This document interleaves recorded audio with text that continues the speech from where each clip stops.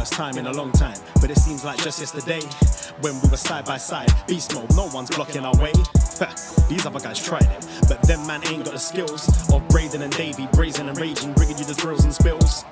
Right here in full gear, about to blow up like TNT. Us man are too sweet, Brady DVP, the BDElite. Right here in full gear, about to blow up like TNT. Us man are too sweet, Brady DVP, the BDElite.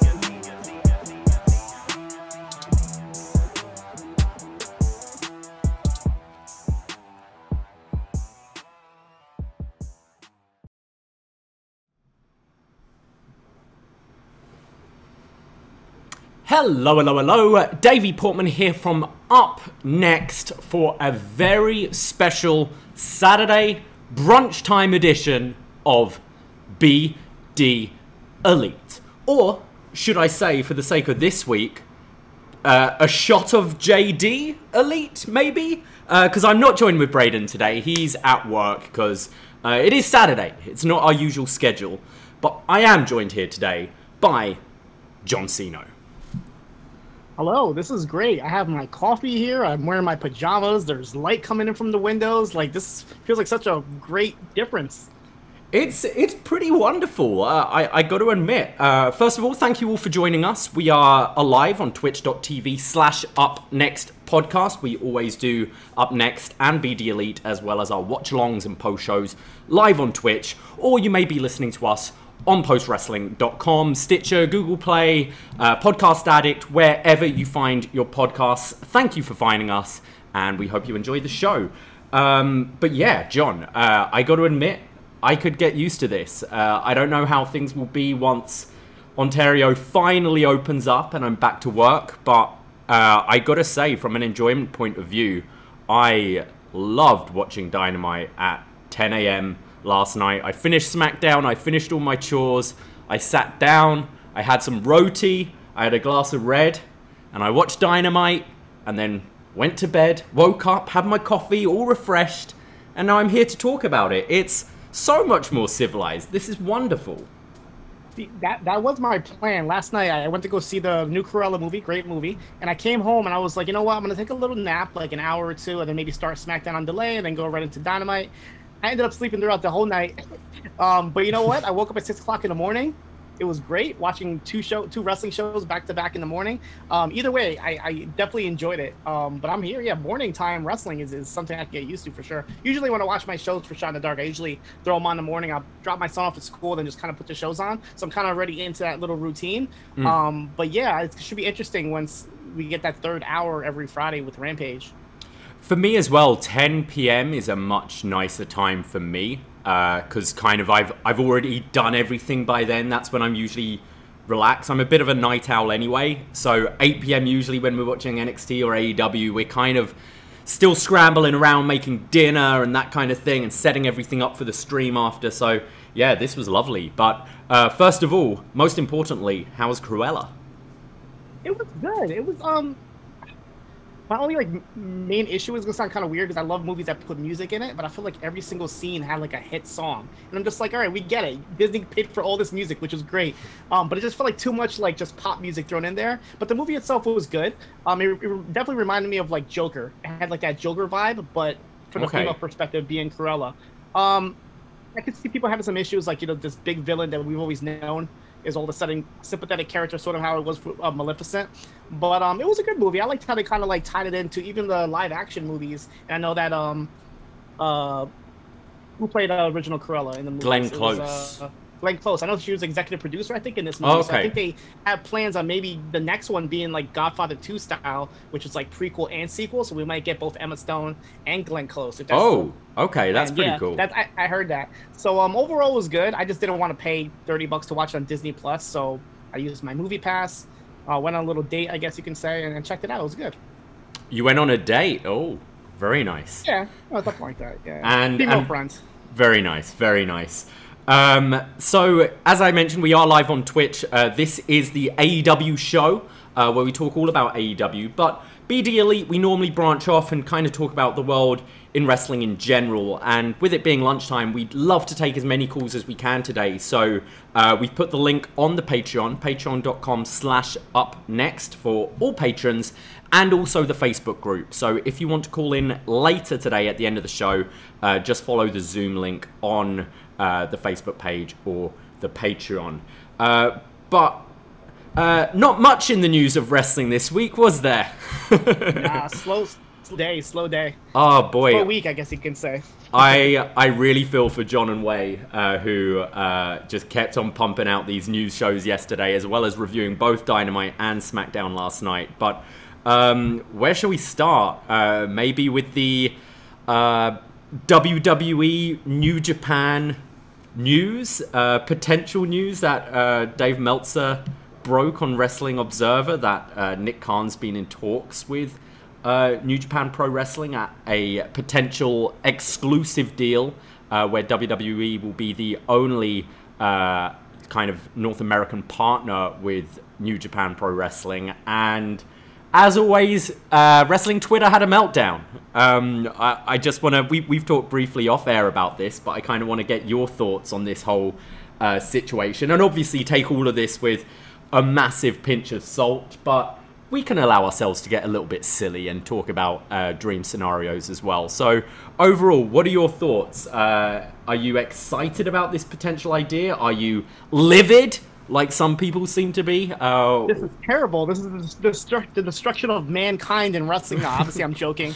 I think it's great. I mean, if it actually works out like how I think it's going to work out, where it's just like them exchanging talent, I don't expect like a takeover or an invasion from New Japan or WWE, you know, putting Okada on 205. All these jokes that everybody has been saying, I don't think it's going to be to that extent.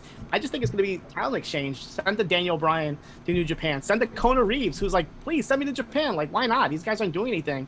And New Japan could surely use this boost. Like, they've been pretty crappy the last couple months. So why not do some sort of working relationship? I can understand people being upset because obviously they won't be working with AEW or Impact. But I think this could be very good for both parties if they keep it to like a talent exchange level. If it's going to be like a buyout scenario, then yeah, I can understand people getting really upset. But it's not going to ruin wrestling. It's not the end of New Japan. It's not evil empire taking over. It's just a working agreement. It's like everybody. I saw this tweet. I forgot who it was, but it's like everybody loves the Forbidden Door only when it's their favorite wrestling companies that are involved. Like, why can't WWE be working with other companies? People have asked for it, and now when they finally talk about it, there's like all this backlash. I don't really understand. Like, just let it happen. Let it see what happens. Nick Khan is, as far as I know, been doing some pretty good moves. So why not do it? I mean, what I think this is going to lead to is Nick Khan versus Tony Khan, right? After that heated Tony Khan promo last night. Yeah. Yeah, I'm kind of with you. I can't see them doing necessarily like an invasion angle, but if it's a matter of talent exchange, I think that's a great thing. And I know a lot of people have sort of kind of hesitations because of how WWE have treated foreign talent in the past.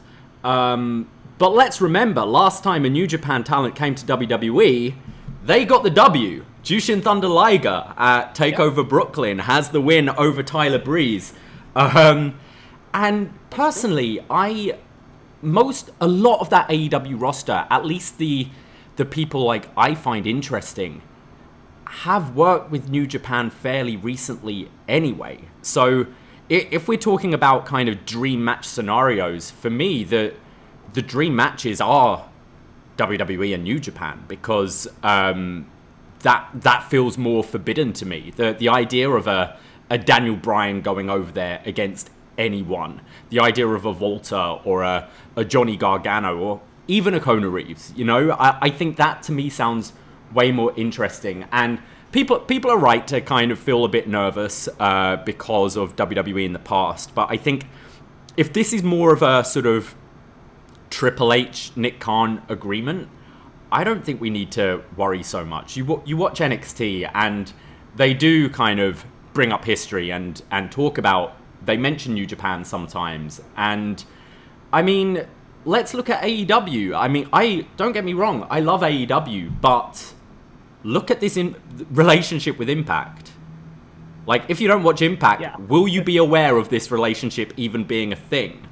New Japan, like, I mean, people are, oh, the roster's going to get buried. Like, it's cool. I think the way they sort of highlighted Yuji Nagata the other week and kind of made you as the viewer kind of give you this lesson on him, I thought was great. But if you're worried about your New Japan favorites losing, I mean, I don't know. I don't take any of this kind of, oh, they're going to bury Okada or stuff like that. I do see it more of US talent going over to Japan rather than the other way around. But come on, it's exciting. And let's be honest, New Japan has kind of sucked in the last year. They need that injection of foreign talent, I think, to kind of just freshen up that roster. And for me, I'd personally rather see a Daniel Bryan go over than a Kenny Omega again, who was just there. The Young Bucks again. Like, I find the WWE side a bit more interesting. And you can also have kind of homecomings for Nakamura, for Finn Balor, for Kushida, like those kind of things. Okay, John. Now let's get a little bit silly with this. What's your dream scenario? Well, I know they just announced this morning that now that Will Ospreay has vacated the IWGP title, they're going to have Okada versus Shingo at Dominion, which is going to be on June 7th, I think is a new date. So I don't know if it's even possible, obviously, with everything going on with Japan, the lockdown, the pandemic. But what if Shingo does come out on top, or even Okada comes out on top, and then Daniel Bryan comes out with the champion, and it was like, the rumors are true, I'm here representing WWE, make it seem like some sort of invasion angle, but it's really not. It's just Bryan just taking some time away, and lead up to Bryan versus Okada, or Bryan versus Shingo, Dragon versus Dragon, if this ever Tokyo Dome Grand Slam, Russell Slam show happens. Do it there, have Bryan be like the first person, and then have him kind of tease, kind of how the NWO did back in the day, where it's like, I didn't come alone, there's more people. Then you kind of like start thinking like, who else is going to show up here? And then boom, Kona Reeves shows up, or I mean, well, maybe not Kona Reeves. I can make that big of a splash, but maybe like a Shinsuke Nakamura or Finn Balor, or even like a Sasha Banks. Like, I don't know if Stardom's gonna be involved in this, but imagine like a Sasha Banks going over there and fighting with some of the women in Stardom. That would be amazing. That'd be awesome. I would do some sort of like, invasion angle, but not necessarily like, WWE style with everybody coming in and beating everybody up. Yeah, I mean, I would say I think there is, what's the phrase, like fire to the smoke, because like this Daniel Bryan story, and I think because we're so used to getting burned by WWE whenever they do these kind of loser leaves town gimmicks. Think CM Punk, he was away for 2 weeks when he ran away with the title, that no one kind of took this Daniel Bryan thing seriously. I mean, you look at the ratings on that SmackDown, it didn't really draw too well. Because no one really buys into it, because we're so used to being like bait and switch with WWE. But Daniel Bryan hasn't shown up since then. We know his contract's expired. He's been very vocal about wanting to work elsewhere. You hear all these rumors about Ospreay as well, a potential signing with WWE or something. And even I read there was a Fred Rosser interview, the former Darren Young, who said that he recently filmed something for the Nexus DVD. Yep. And he was wearing his New Japan jacket. Yep. And the producer said, hey, do you mind removing the jacket? And he sort of said, no, this is kind of who I am now. I'm proud to represent New Japan. And John Laurinaitis even told him that there's potential going to be an agreement between them. And that was a couple of months ago. Even go back as far as, rest in peace, Brody Lee, with his interview with Jericho, saying Triple H kind of mentioned him about going over to Japan or something when he wasn't wrestling too much, and obviously nothing came of that. But it's obviously been there have been talks going around, and it is quite exciting as a fan, and I think sure. It would be good for both. Like, the WWE roster is so deep right now, and there's so many people not doing anything. And you saw, like, I mean, you always went to the Evolve shows where NXT talent not being used would go to, and perhaps it's going to be that kind of agreement.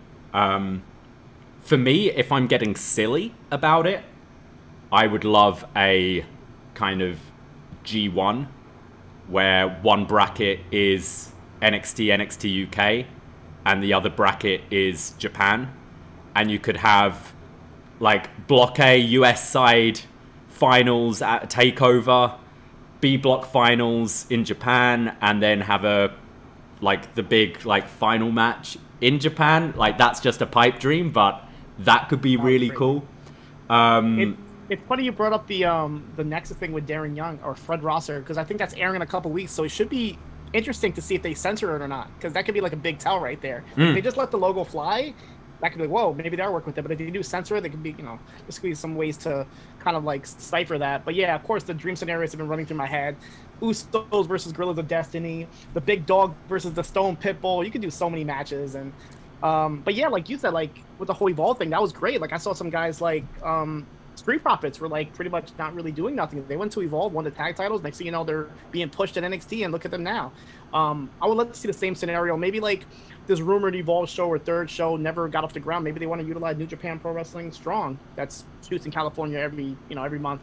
So why not send some guys over there, or Kona Reeves, or I know we keep saying Kona, but I feel like he could do so much more, and he wants to go to Japan. He even tweeted it out. Yeah, I even saw that. The War Raiders are yeah, send us to Japan. All these guys, they would love to go there and actually wrestle what they for sure love to do. And you look at New Japan right now, I'd say that the junior heavyweight division in particular is very shallow right now in New Japan. And I'm looking at the Twitch chat right now, and people are saying, send Ali. And think of all these great cruiserweights we have in WWE who are kind of not being used much. The likes of Ali, a Ricochet, so many people in the PC and NXT.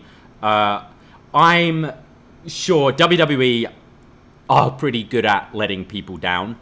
But I would say, as much as the narrative within kind of wrestling Twitter and stuff is WWE is shit, oh, they're shit, WWE, I would say SmackDown's been consistently pretty strong. I think NXT is on the best run it has been for quite a while. I think consistently, week after week, it's been producing good shows. And as much as Raw is creatively stagnant, and it's the non-finishes and that kind of thing, I would say you at least look at kind of the guys they're pushing, and a Drew McIntyre, a Bobby Lashley, a Rhea Ripley, just over a year ago weren't really doing much, and now they are. And that there does seem to be an effort from WWE to kind of look forward and start thinking about the next sort of generation, rather than just falling back on the same people, which they have done since for the last 10 years, I'd say. So yeah, for somebody who watches all the shows, I can honestly say that Raw is the only real bad show that WWE produces. NXT, like you said, is consistent. SmackDown's been great. Even NXT UK and 205 Live, those are shows that pretty much nobody watches, but they've been producing some new talent. You have your former Ben Carter, Nathan Fraser over there. You got your A-Kid.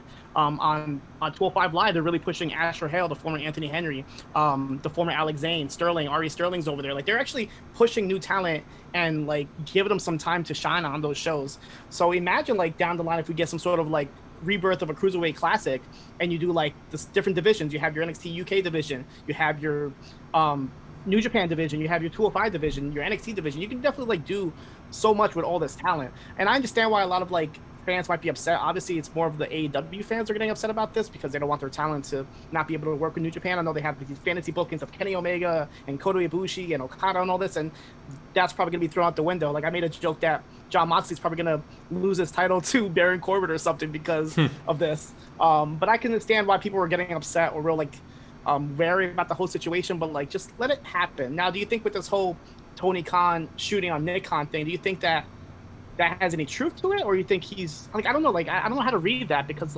it's kind of weird for him to kind of even bring it up, but then I don't really know what the purpose of that was, unless there's no truth to this WWE thing at all, and he's just kind of stirring up the pot. Yeah, do you want to maybe explain that video to people who may have not seen it quite yet?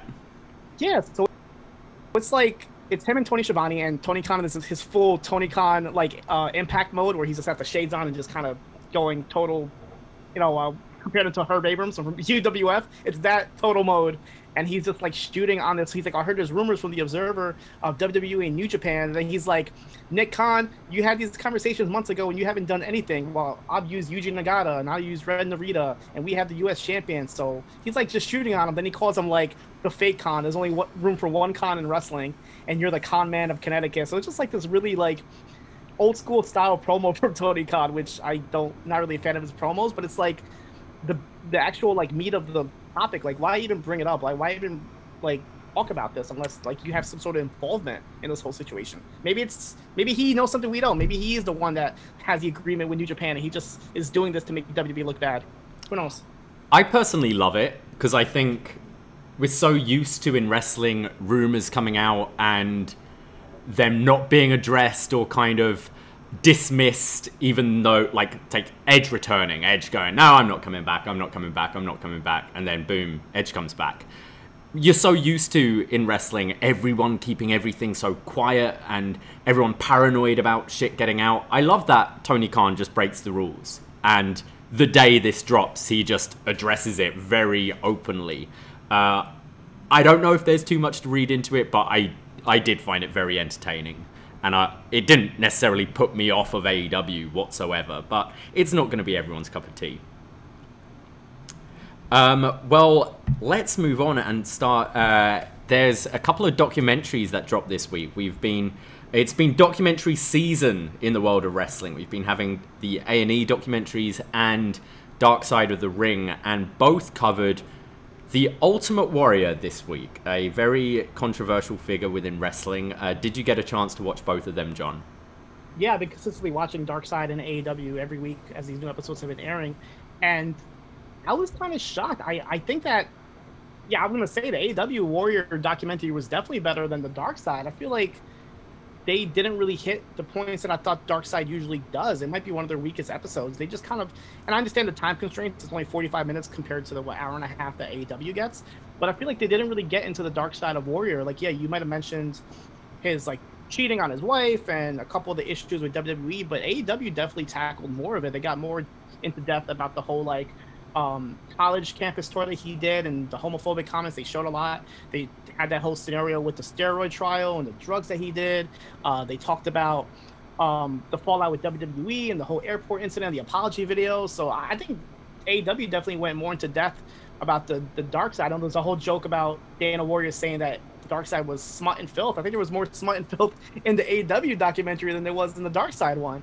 So I was just actually surprised. I thought it was going to be the other way around, where Dark Side was really going to hit those points. But I think overall, if you kind of take both of them together, you have like your kind of, not your overall full story of Warrior, but you definitely have the different parts, because you have his first wife, who's Shari Tyler, from the Dark Side, and you have the Dana Warrior side of it. So if you kind of take both of them and kind of cut them up together, you might get a more definitive version of it. But if I had to choose one of those two, I definitely think the AEW tackled the better points. I think you mean A&E, right? Yeah.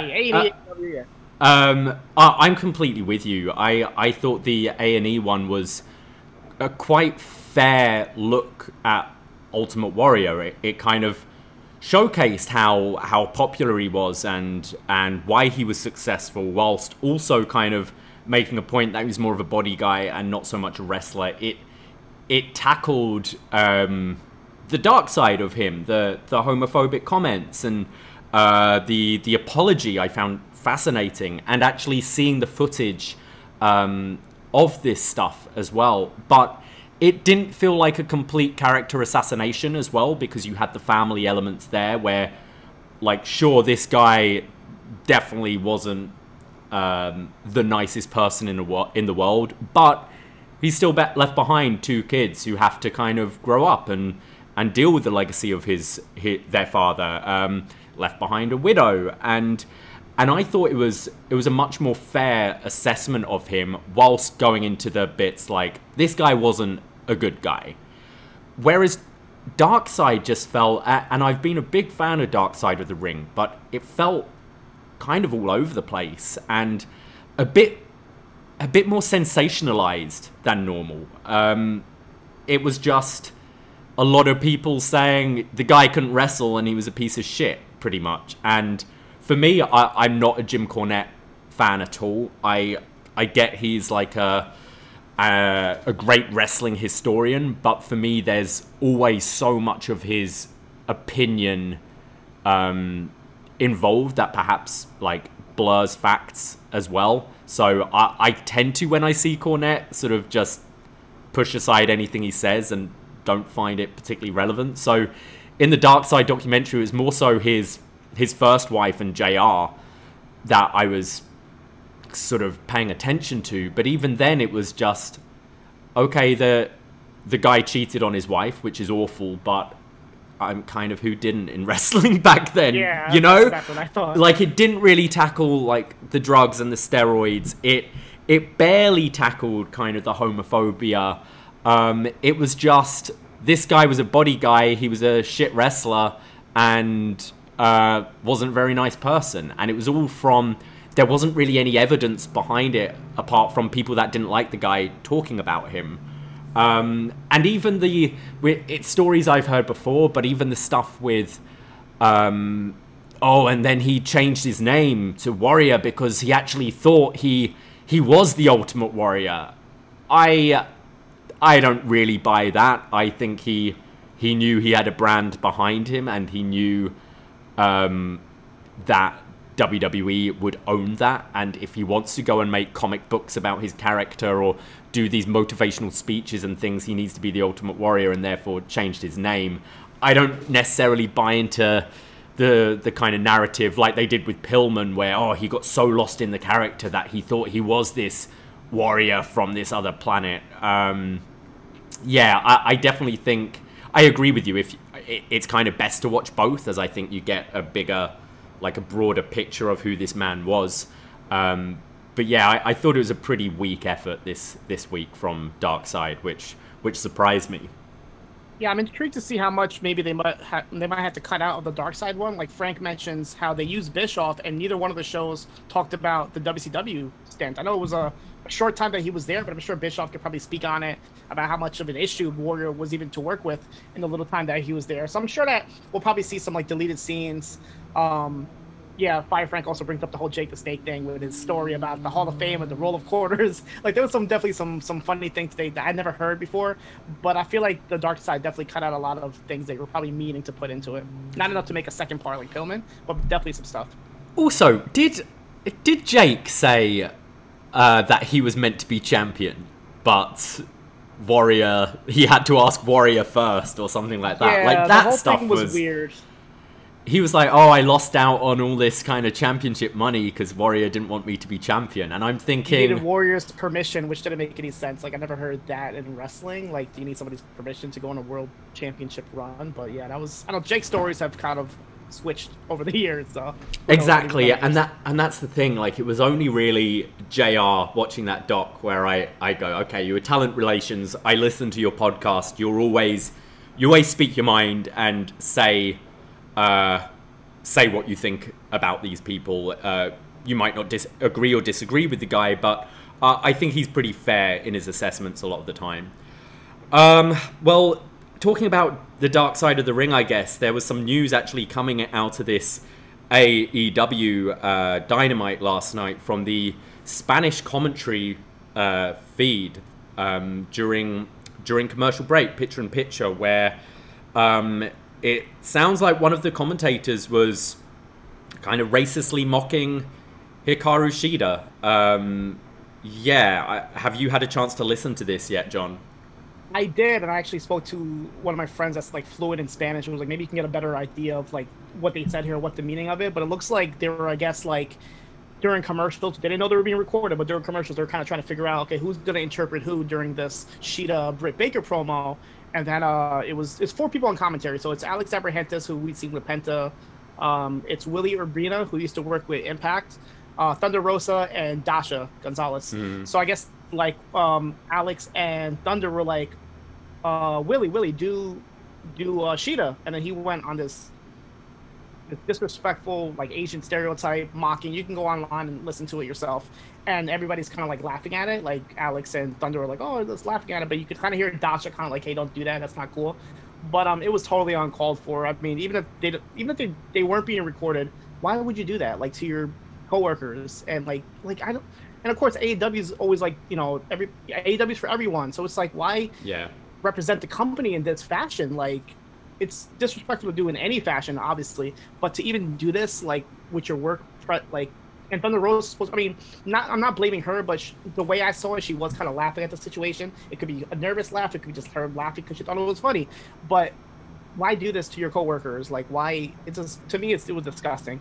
And as far as I know, I haven't heard any sort of response from Cody or Tony Khan or anybody from AEW about the situation.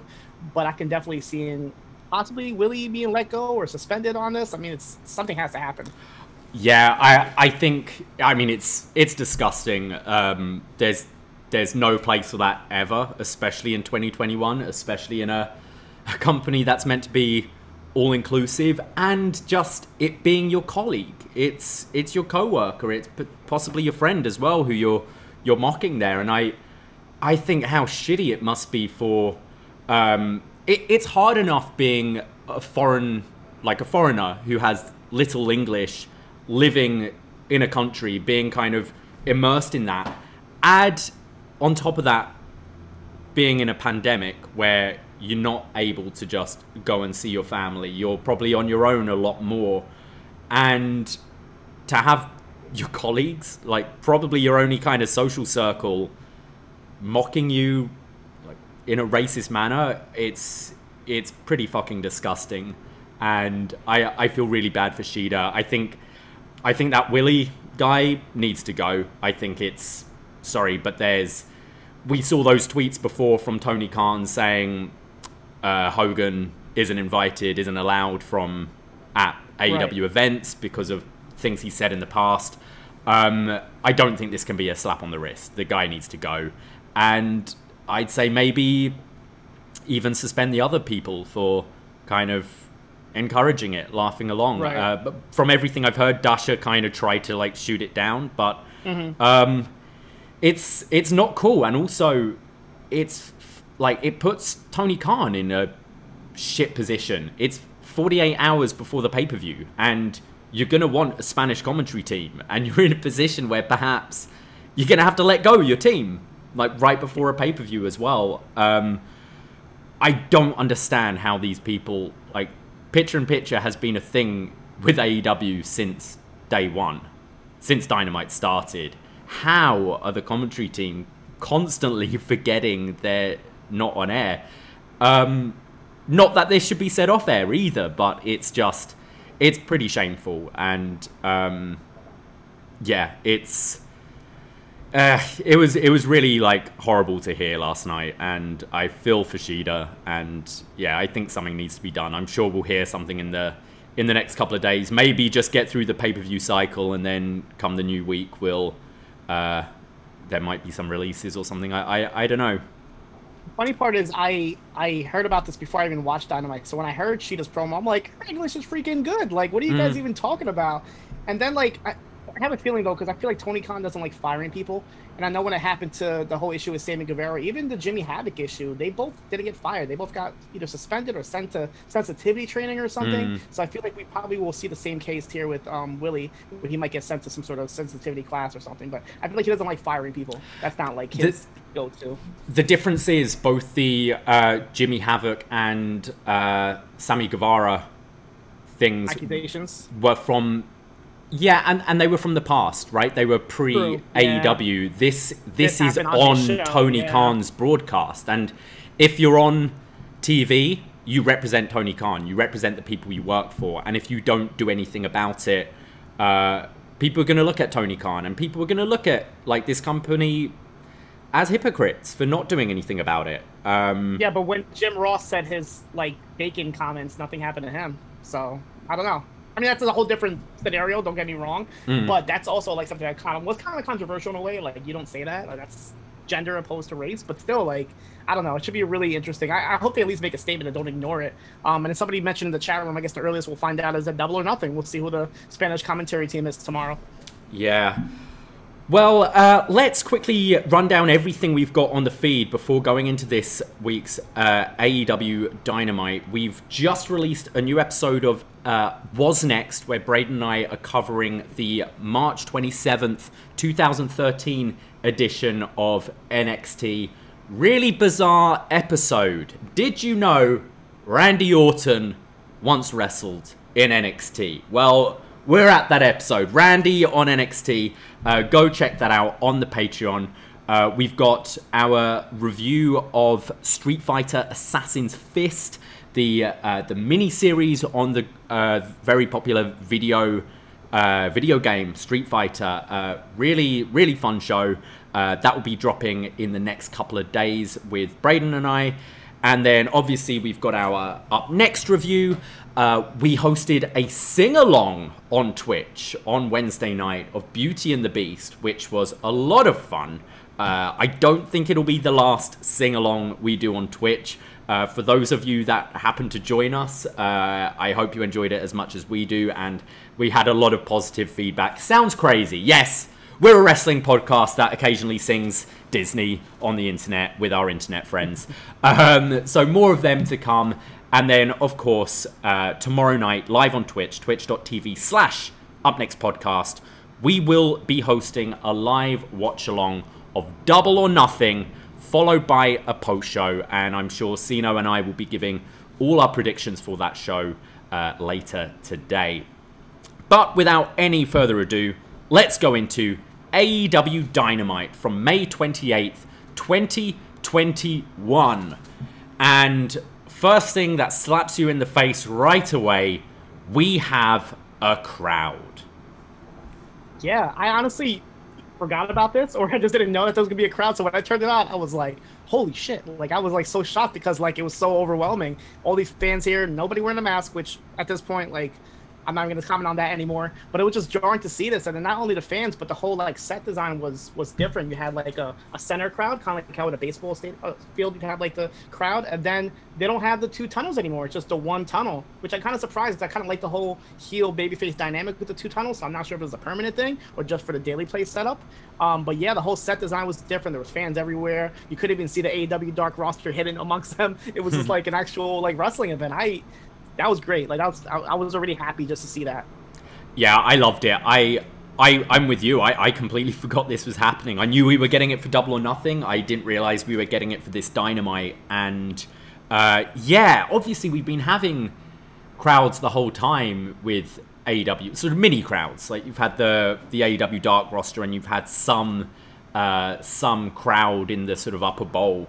But this was the first time kind of the lower bowl was all full, and it was really cool. It definitely added to this show, and it was very interesting to see kind of who was over and who wasn't, which I'm sure we'll get into with kind of every match we talk about here.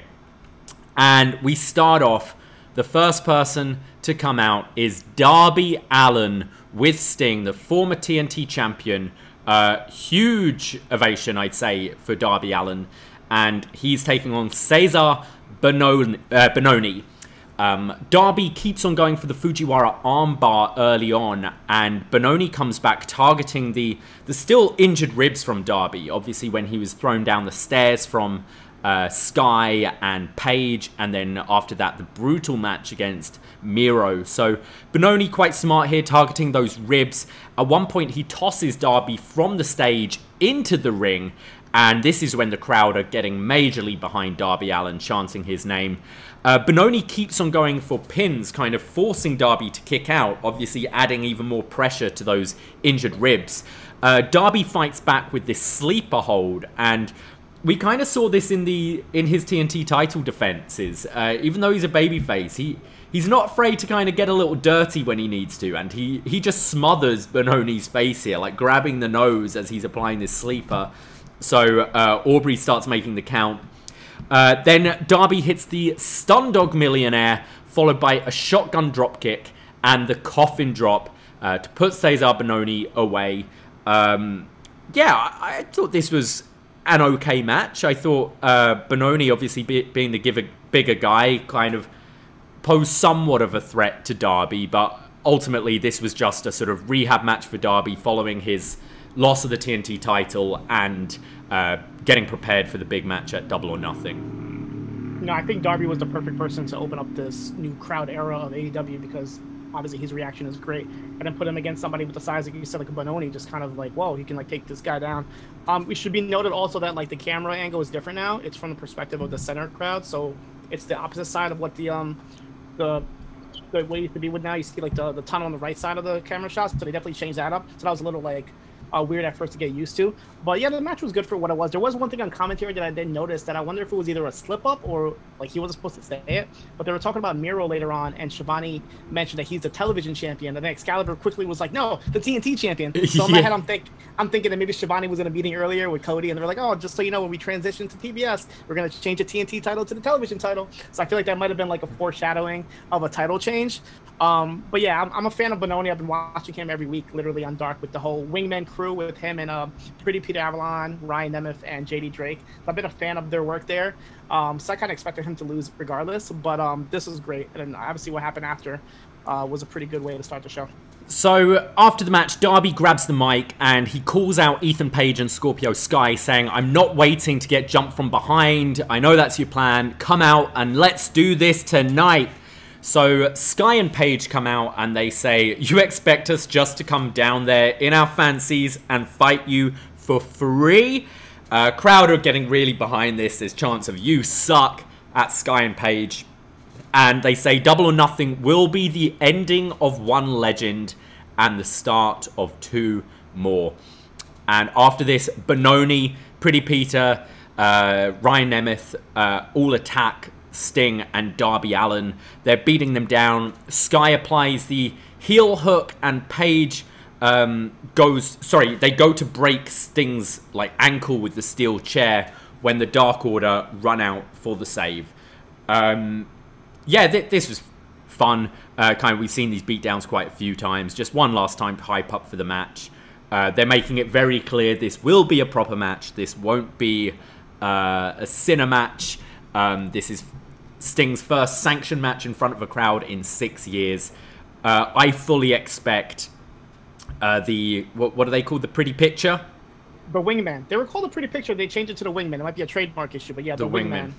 I completely see them and the Dark Order getting involved in this match, and I totally see them all huddled up on the outside, Sting climbing to the top and diving on top of all 10 of them. That's my prediction right now. But yeah, how have you felt? Well, obviously I talk with Braden every week about AEW, but how have you felt about Scorpio Sky and Ethan Page so far? I'm just kind of confused why they're together, because like Scorpio Sky kind of like went on his own. Like he's like, I'm going to be a star, and he was on a really big winning streak on Dark and Elevation and all that. And then Ethan Page came in, this hot like commodity who just got out of this big tag team and Impact with the North to be a single star. And then they just kind of put them together to be a tag team again, which is what they were both aiming to leave. So it's a little weird. I do admit though they do work with each other very well. When Ethan Page, he was like one of the first guys I was attracted to in Evolve. I was like, I never heard of him before, and I was like, who's this Ethan Page guy? Whenever he talked and wrestled, I'm like, this guy's gonna be a star. And then he was on this tag team with ACH at the time, and they kind of give me the same vibe that Scorpio Sky and Ethan Page give me, where they're kind of both like these really like cocky, arrogant guys that just troll all the time. So I kind of like the tag team together. I'm just confused of why, like now, like why are they tag team now? Like they already have an abundance of tag teams. They don't need more. Why not build more single stars?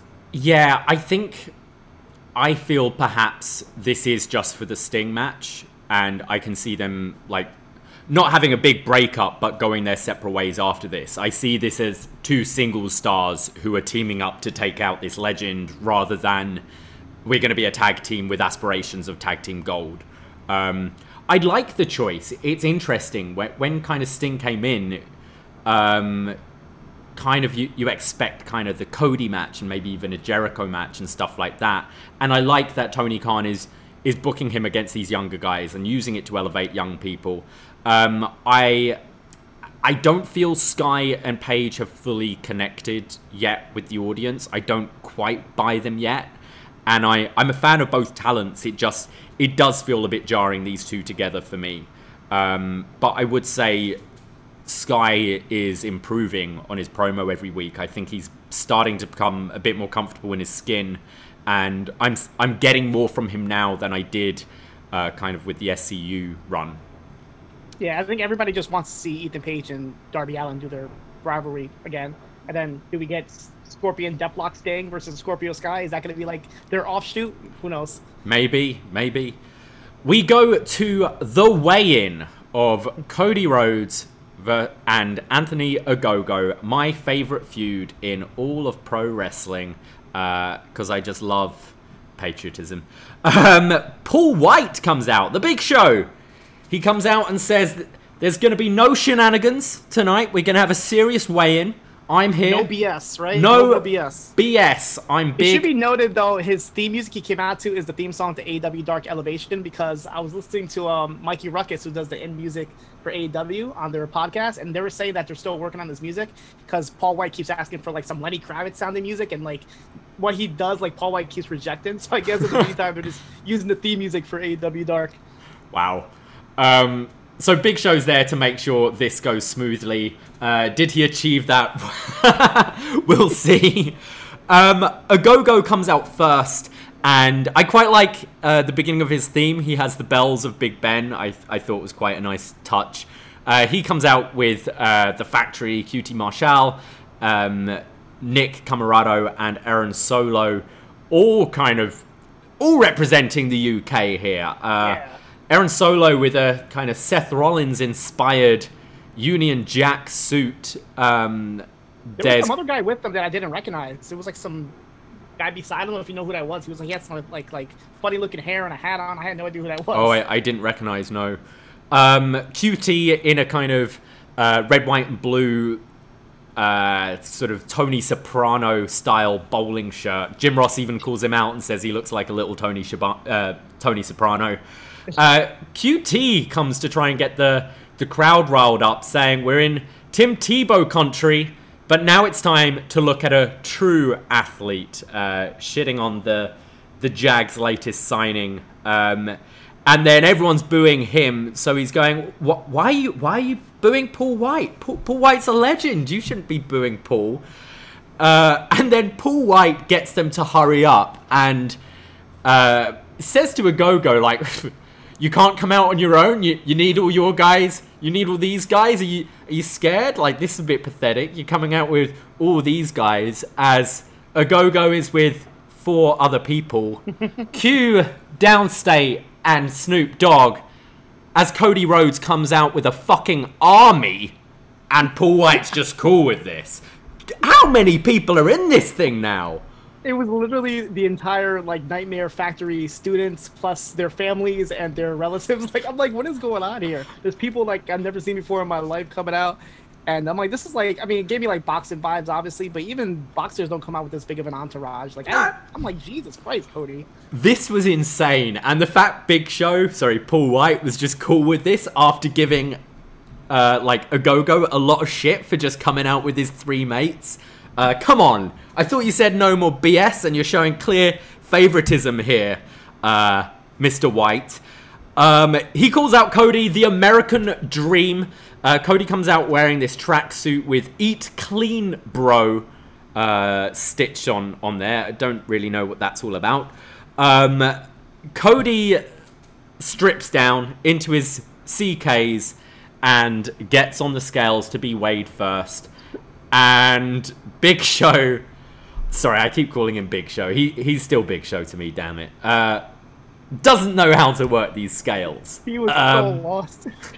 He has no idea, and then I think he's thinking like, oh, do I just throw out a number there? And then no, Cody had to help him. Cody was like moving it for him. He's like, just read that right there. Yeah, because I can imagine Cody being the kind of person if Big Show's like, you're around, because he starts saying you're at that 200 mark, and you see this look from Cody like, I'm more than 200. I've put on mass. So Big Show's going, oh, you've definitely filled out, and eventually, after what felt like minutes trying to work this scale, he calls Cody at 218 pounds. This is when fireworks start going off. That was a I really thought they started playing pyro for his weight. I was so confused. I'm like, why pyro going off for his weight announcement, and they said it's fireworks outside because of Memorial Day weekend. But I was so confused. I'm like, did they really just give him pyro for his weight announcement? Thing is, it's Cody. He stood there with 40 people, and like, it wouldn't surprise me at all if he had fireworks go off to weigh 218 pounds. Anthony Ogogo then strips down to his boxers, and he's wearing these sweet Union Jack boxers, which I'm pretty sure I actually own these. They start chanting Austin Powers at him because of that. Yes. Noticed that. The crowd starts going Austin Powers. They start chanting Austin Powers. He gets on the scales, and Paul White's still trying to work out this thing, and just goes, you're 219 pounds. Cody looks a little mad by this. Paul White makes it official. The two weights, Cody at 218, Ogogo at 219, and QT cuts off Paul White and goes, do you understand what happened here? Anthony is heavier and has the victory in his hands at Double or Nothing, and they celebrate as if Ogogo is kind of outweighing this guy by 14 pounds, where it's just a measly pound. And then Cody goes to the turnbuckle and poses, and there are cheers, but I don't know if you felt this. I thought there were definitely some boos mixed in with Cody here. I had to go back and look. I didn't really hear any boos. He didn't get the reaction I thought he was going to get in Florida, for sure. Maybe they were going, USA, USA. But I definitely heard a few boos mixed in there. And then Ogogo went up and posed. And again, like, he was getting booed, but there were definitely some cheers mixed in there as well. I thought this was a bit of a mess of a segment, personally. Yeah, I didn't like this. Like, nothing really happened either. I thought, like, there was gonna... I know they promised no shenanigans, but I expected something to come out of it, and it really was nothing. It's just like a time filler. It should be noted that in the background they had, like, two flags, one for US, one for UK, and one of the fans kept, like, tugging on the UK one. I'm like, oh, my God. And Chris Elliott said in the chat room that somebody brought a Union Jack just to spit on it, and then Anthony Ogogo challenged to fight him. I don't know.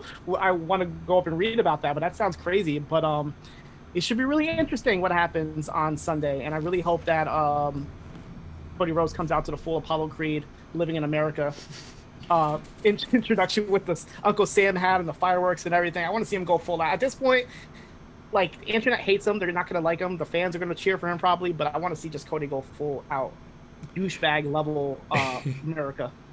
I think there will be fans who like Ogogo, and I thought QT Marshall was trying his best here to get heat on Ogogo, but I think the guy's pretty likable. Come on, you're stripping down to your Jerry Halliwell underwear here.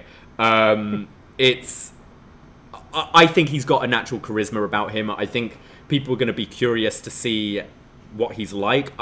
I think it will be an interesting match. I think Cody's such a weird character where he's just sort of... he's almost like The Undertaker at Mania, if you know what I mean. I'm not saying at that level, but he's just kind of on this island on his own where it doesn't need a title, it's the Cody match. And right. I am intrigued how the match goes, but I've really not been a fan of this build.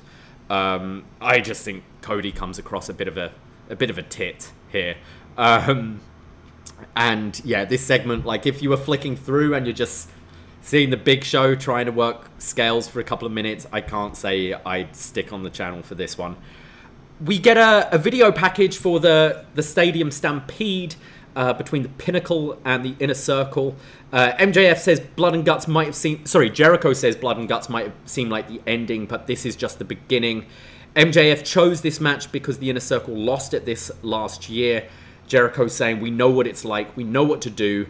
Sammy Guevara is saying to expect the unexpected. There's JR saying the Pinnacle are going in with all the momentum after their big win at Blood and Guts. Ortiz saying we don't lose twice in a row. And Sean Spears says some men are born to be buried. I think that's you, Sean. Sorry. Yeah. But looking at your career so far, yeah, they're going all in with this Stadium Stampede, and that was kind of the main focus of this episode of Dynamite, were all these video packages to hype that up, and I certainly see that being the main event of Double or Nothing now. Yeah, I'm intrigued on how they're gonna. I mean, obviously they confirmed that it's gonna be the same idea with the football field in the middle of the stadium and everything, but there've been talks of it still being different, having more of a live element to it. So I'm really intrigued. This is the most excited match I have for the show. We'll get into the card later, but this package definitely like hyped it up more. And yeah, that line by Shawn Spears, I'm like, first of all, I forgot you were in this match, and then like you said, like, yeah, you're one of the men that was born to be buried, like in this profession. Sorry, Shawn. Sorry, Sean. Yeah. We go backstage to see Will Hobbs is attacking Christian Cage. Christian goes back and tries to pick up one of those barricade posts, you know, the ones that sort of pull out the rope. Right. And he goes to use it on Hobbs' head when a load of refs run out and break them up. This is just building up the tension between Team Taz and Christian Cage ahead of the Casino Battle Royal. Talking about feuds with Team Taz, we've got Hangman Page, who's set to face Brian Cage at Double or Nothing. He's going to go against his all-in opponent in Joey Janela. The match starts with Janela getting Page in the corner and teases a slap to the chest, but fakes out and kind of offers his hand as if he's going to go to shake his hand, but gives Page a mean chop, which pisses off Page, who comes off with chops of his own. There's a big clothesline and a vertical suplex for a 2 from Page. They start brawling on the outside, and Page hits this fall-away slam on the floor. Janela manages to block the buckshot lariat, but gets caught with a big spine buster. Page goes for the Deadeye, but Janela counters it into a sunset flip pinning combination, and actually tries to use the tights to get the win here, but only a 2. We then get this crazy snap German from Janela, where Page's head almost just smashes against the bottom turnbuckle there. Janela follows up with the top rope elbow drop, but Page kicks out, hits the rolling elbow, a pop-up powerbomb, and the buckshot lariat, and 1, 2, 3. Hangman wins. And then you see after the match, Hangman is bleeding from the top of his head, just gushing blood. Before we go into the post-match, what did you think of this? Yeah, I mean, a couple of notes here. Like, on this past episode of Dark, there was a match between Brian Cage and Sonny Kiss. And Joey Janela was at ringside. And after the match, Hook came in, and I think the rest of the team Taz. And they were, like, literally beating the crap out of Sonny Kiss. And Janela kind of just, like, looked at it and, like, walked away. Like, he didn't even, like, attempt to go in and help him, which is a little weird because Janela and Kiss had been teaming for a while. And then during commentary in this match, they actually said that they mentioned that, and they said that Joey Janela had a migraine, and that's why he didn't help his opponent. So my question is, if you see Braden being beat up outside and you have a migraine, are you just gonna walk away, or are you gonna help? Are you gonna help him? No, I'm gonna go and find the Advil probably. And did you get picture-in-picture commentary in this at all? In your viewing? Not the commentary, no. There was like some weird tangent that Taz had. Taz was on commentary, and he was like really mad at Joey Janela because he was wearing green underwear. He's like, Joey, you're not in the indies anymore. You got to get black underwear. Like, he was really going off on him about his underwear. But the match, you know, it was good for what it was. Yeah, did you like that split? That blood was gushing. Like, holy crap! Once Hangman started bleeding. Yeah, unfortunately, sometimes blood adds to a match. I think it kind of took away from this one because it was meant it was meant to be a relatively easy win for Hangman here, going to build momentum against Cage, but I didn't actually did you catch what busted Page open here? Because no, I have no idea. It was a lot of blood. Like, this was blood and guts level of blood here. After the match, Taz, who's been on commentary, stands up and says, I'd like to introduce you to one of my good friends who will whoop your ass. And Brian Cage comes out. Page just tells him to shut the hell up and invites Brian into the ring. He says he knows how this goes.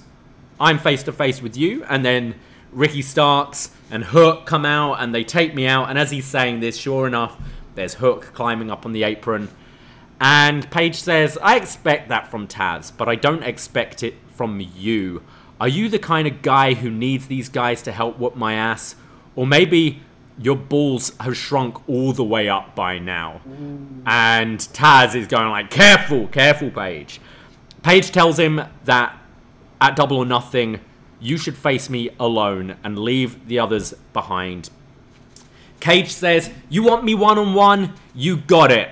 Who better than Cage? Absolutely no one. Especially Hangman Page. Hey, that rhymed. Dr. Seuss, right? Yeah. Better than Cage? Not Hangman Page.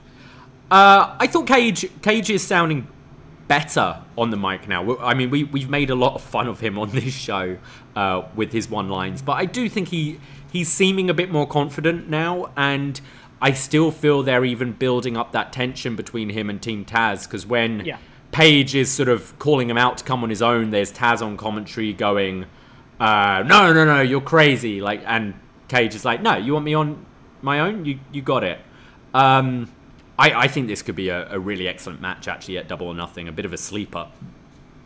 Yeah, I think so as well. And I feel like this is going to lead to Cage being on his own, especially when it'll tend to a Team Taz. I feel like he can go on his own now and be better at it. I think also with Hobbs now in Team Taz, you've got your kind of powerhouse in the team, so you don't necessarily need Cage there anymore. And maybe a bit of a babyface run for Cage would be good. Do you see them replacing him with anyone else? Well, I was going to say, because, like, with Starks out with an injury and Hook not really wrestling, like, the only real representation of Team Taz would be Hobbs, unless they can get somebody else. I can see somebody else possibly joining Team Taz. I kind of have to look at their roster and see who, but I'm pretty sure there's one of the people that Cody Rhodes came out with can definitely join Team Taz. Yeah.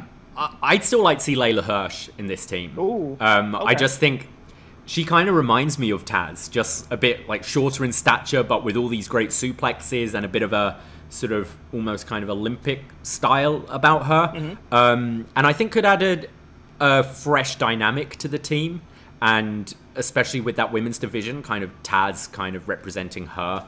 I think that could be pretty cool. We go to Jon Moxley and Eddie Kingston, who are in a backyard somewhere, and they've got the Bucks Dior shoes, and they start putting their shoes in the mud when we cut to a commercial break. And I think everyone was going, wait, what? I'm like, was that meant to happen? And then obviously it came back and they showed it again. But I was confused, like, whoa, why did they just end it like that? Yeah, just a bit of a production gaffe here. But luckily when we came back, they started the segment over again. They're putting their shoes in the mud. They say that the Bucks are the best team in the world. And hey, we're not even a real team. But I trust this man, this Jon Moxley saying about Eddie Kingston. I trust this man with my life. I was slumming it in a motel in Philly when Kingston came and kicked the door down because he wanted my help, because I guess they needed to go and kill some guys. I don't know. But he's got his back. And Moxley starts saying, I want those belts, Eddie. I need those belts, Eddie. And the Bucks may be a better team and a well-oiled machine, but those belts are 2 raw T-bone steaks, and we are wild pit bulls. Kingston then calls out the people in the back and says that kind of the Elite have been just running roughshod, and it's time for us to kind of stand up and take this company back. And hell, maybe we should be the EVPs of this company. And Moxley's like, nah, I ain't doing that. And they say the pressure is coming. I love their promos. They're so just different from everything else. You're not going to have this chemistry with many other pairs. This seems so off the cuff, unscripted, but just feels so natural for these two, and quite different from all the other promos in the game. I really like these two together. Yeah, this was great. First of all, Moxley was wearing his bitch as fuck t-shirt, which only he could probably wear and get away with it. He called the Young Bucks Rod and Todd Flanders from The Simpsons. That was kind of funny. And then, like, the whole thing with the belts, he was like, I love belts. I need belts. I need these belts. Like, the whole, like, steak thing. And then he's like, I don't want to be a VP. Like, the whole thing, like, the whole synergy between Moxley and Kingston is definitely unscripted, and it feels so fresh. It feels like both of them kind of start getting a bit out of control and needs the other one to calm them down, but then once they've calmed down the other person, they themselves get a bit amped up and out of control as well. I think it's such a great energy these two have. And the thing about this is, like, I feel like there is going to be the inevitable turn, and I feel like this was actually going to register more than a lot of the other turns were, because we see how close they really are. And I feel like once Kingston's going to turn on Moxley, he's going to be one of the biggest heels in AEW for sure. I'd go the other way around. Ooh, really? We've seen Kingston turn on Mox already. I think you have Mox being like, don't think I've forgotten that shit you did to me before. And I think it could freshen up Moxley a bit. It's been kind of 2 years in the company now as this big babyface. He's had his title run. Once this kind of tag team thing's over, I think you might want to freshen him up a bit. And I think a babyface Kingston could work and could potentially have some title matches too. I like that. I like that idea. Yeah. We go to Orange Cassidy's answer. Will he take up Kenny Omega by dropping out of the triple threat match at Double or Nothing? We have Tony Schiavone in the ring, who's presenting this and calls out Orange Cassidy when Pac comes out and tells Tony to get out. And, oh yeah, by the way, Pac's a heel again, I guess.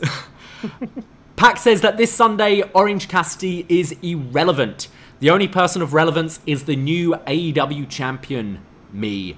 Kenny, is this really the prestigious title reign you're so proud of? You keep ducking and diving these challenges and it's pathetic. So come down to face me and we can show the whole world what's gonna happen. And that's when Don Callis comes on the screen and says, you honestly think I would come to the same ring or the same building as you? You're a dangerous person. You're violent, aggressive, a soulless sociopath, and we don't want anything to do with you. And that's when Kenny appears from behind, attacking Pac. But Pac seems ready for this and starts coming back with his own kicks and offense when the Good Brothers arrive to beat down on Pac.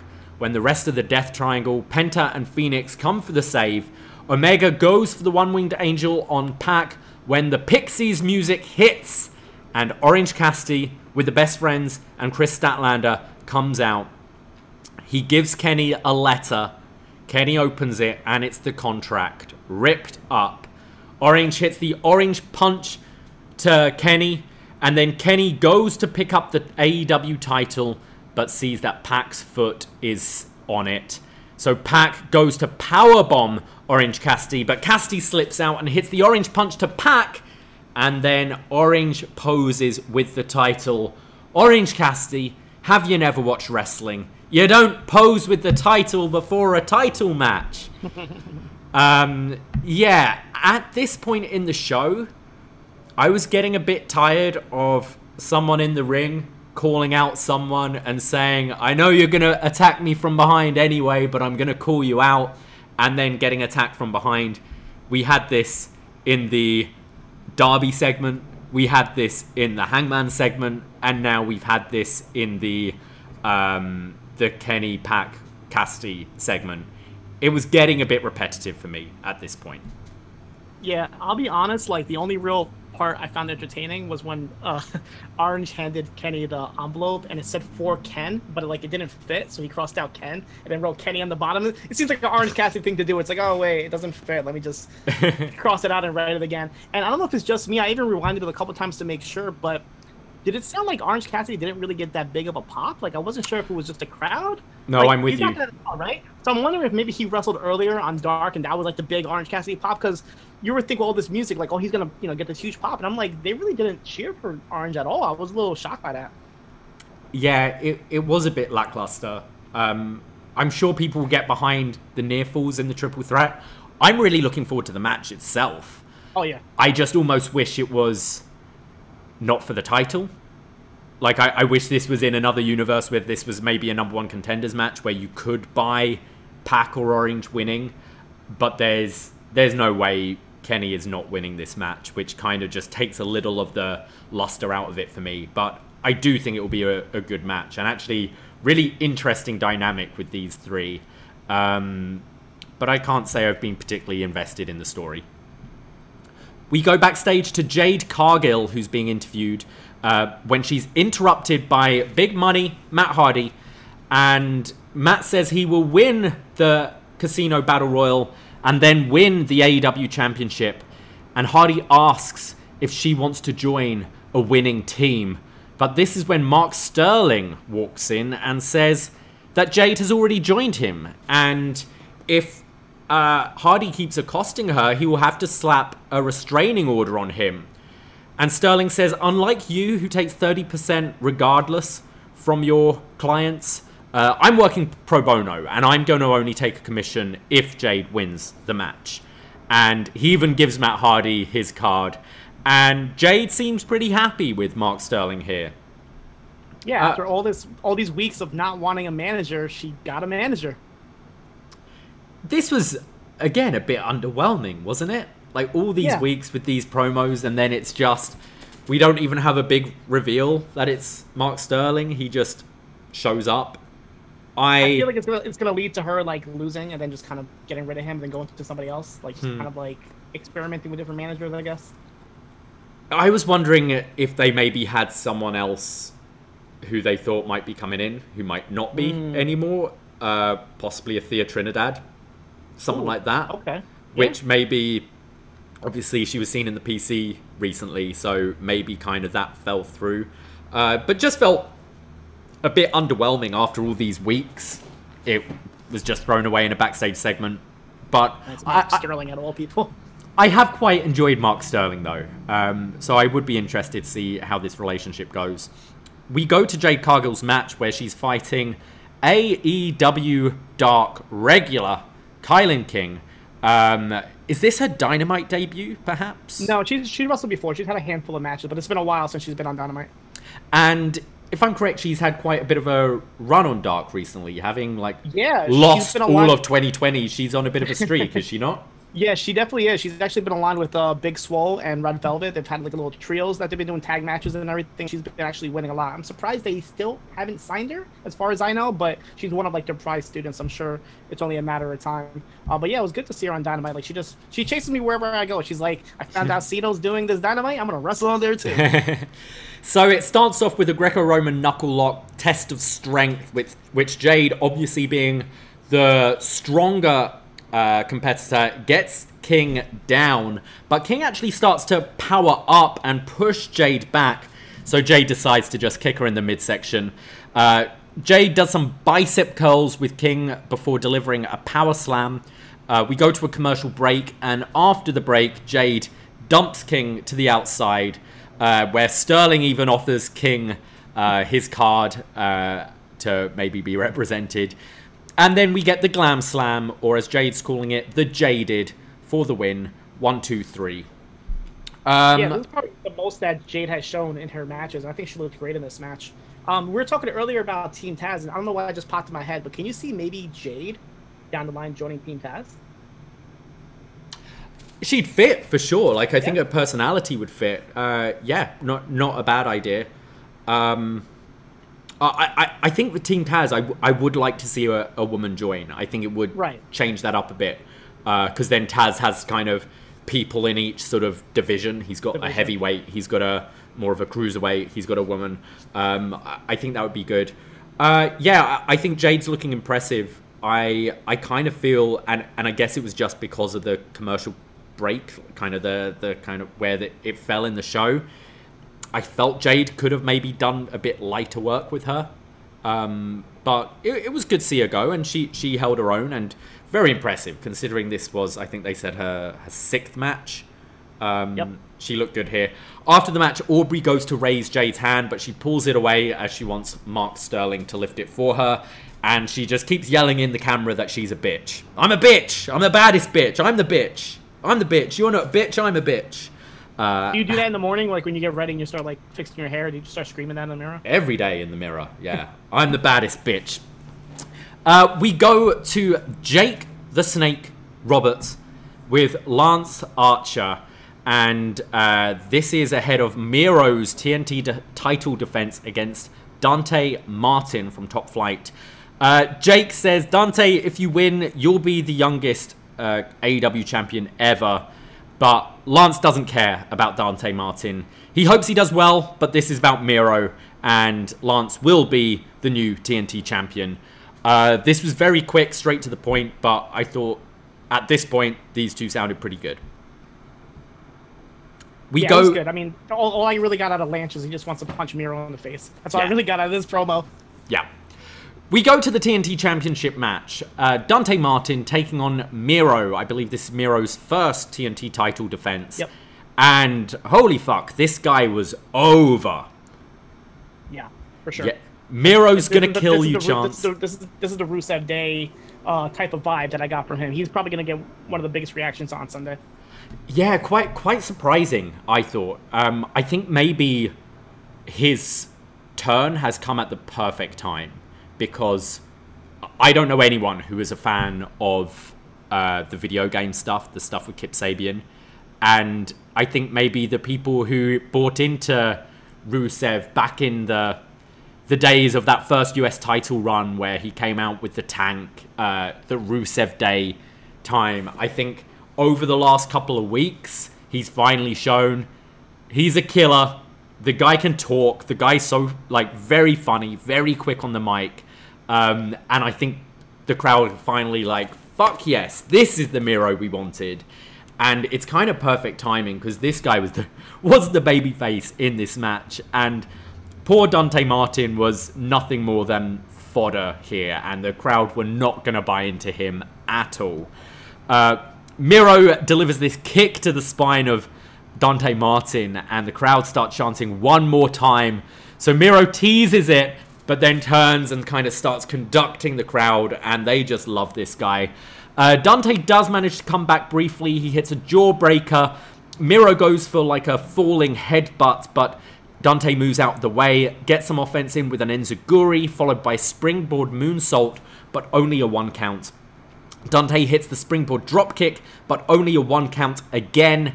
And then Miro grabs Dante from the apron, pulling him into the ring with a brainbuster, just showing off his strength. He hits a thrust kick, and then game over. And he has it locked in. This is the accolade, the camel clutch he used to use. And he's pulling him, and Dante's holding.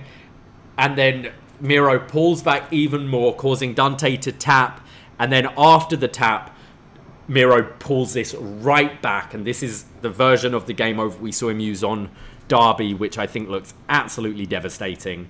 Good, solid monster win here from Miro. I am fully back on the Miro train, or Miro tank, should I say. How are you feeling about this Miro run?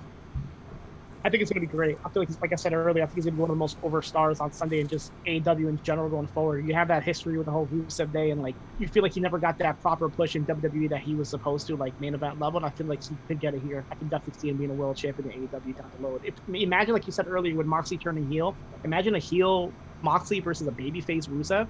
Like that would be, I'm sorry, Miro. That'd be a crazy match. I'm totally for this. Shout out to Dante Martin though. I've been watching him recently. And ever since his brother Darius got hurt, he's been having a hell of a run on Dark. Like, that's the one thing I gotta admit AEW does very well is when tag teams, one of the partners goes down, they don't just shove the entire tag team. They actually have them wrestling. So Dante Martin's been wrestling this entire time. Bear Bronson from Bear Country's been wrestling when his partner's been down. That's something that, like, WWE, with the exception of, like, Jey Uso, they never really do that. They always kind of shove one person if the other person is injured. But, like, Dante Martin's really been getting, like, legitimate wins every week, to the point where when I saw him getting a title shot tonight, I didn't even doubt it as just like a squash for Miro, because I feel like Dante definitely deserved it. But this was just a showcase for him and just looking strong until, you know, going into his match on Sunday.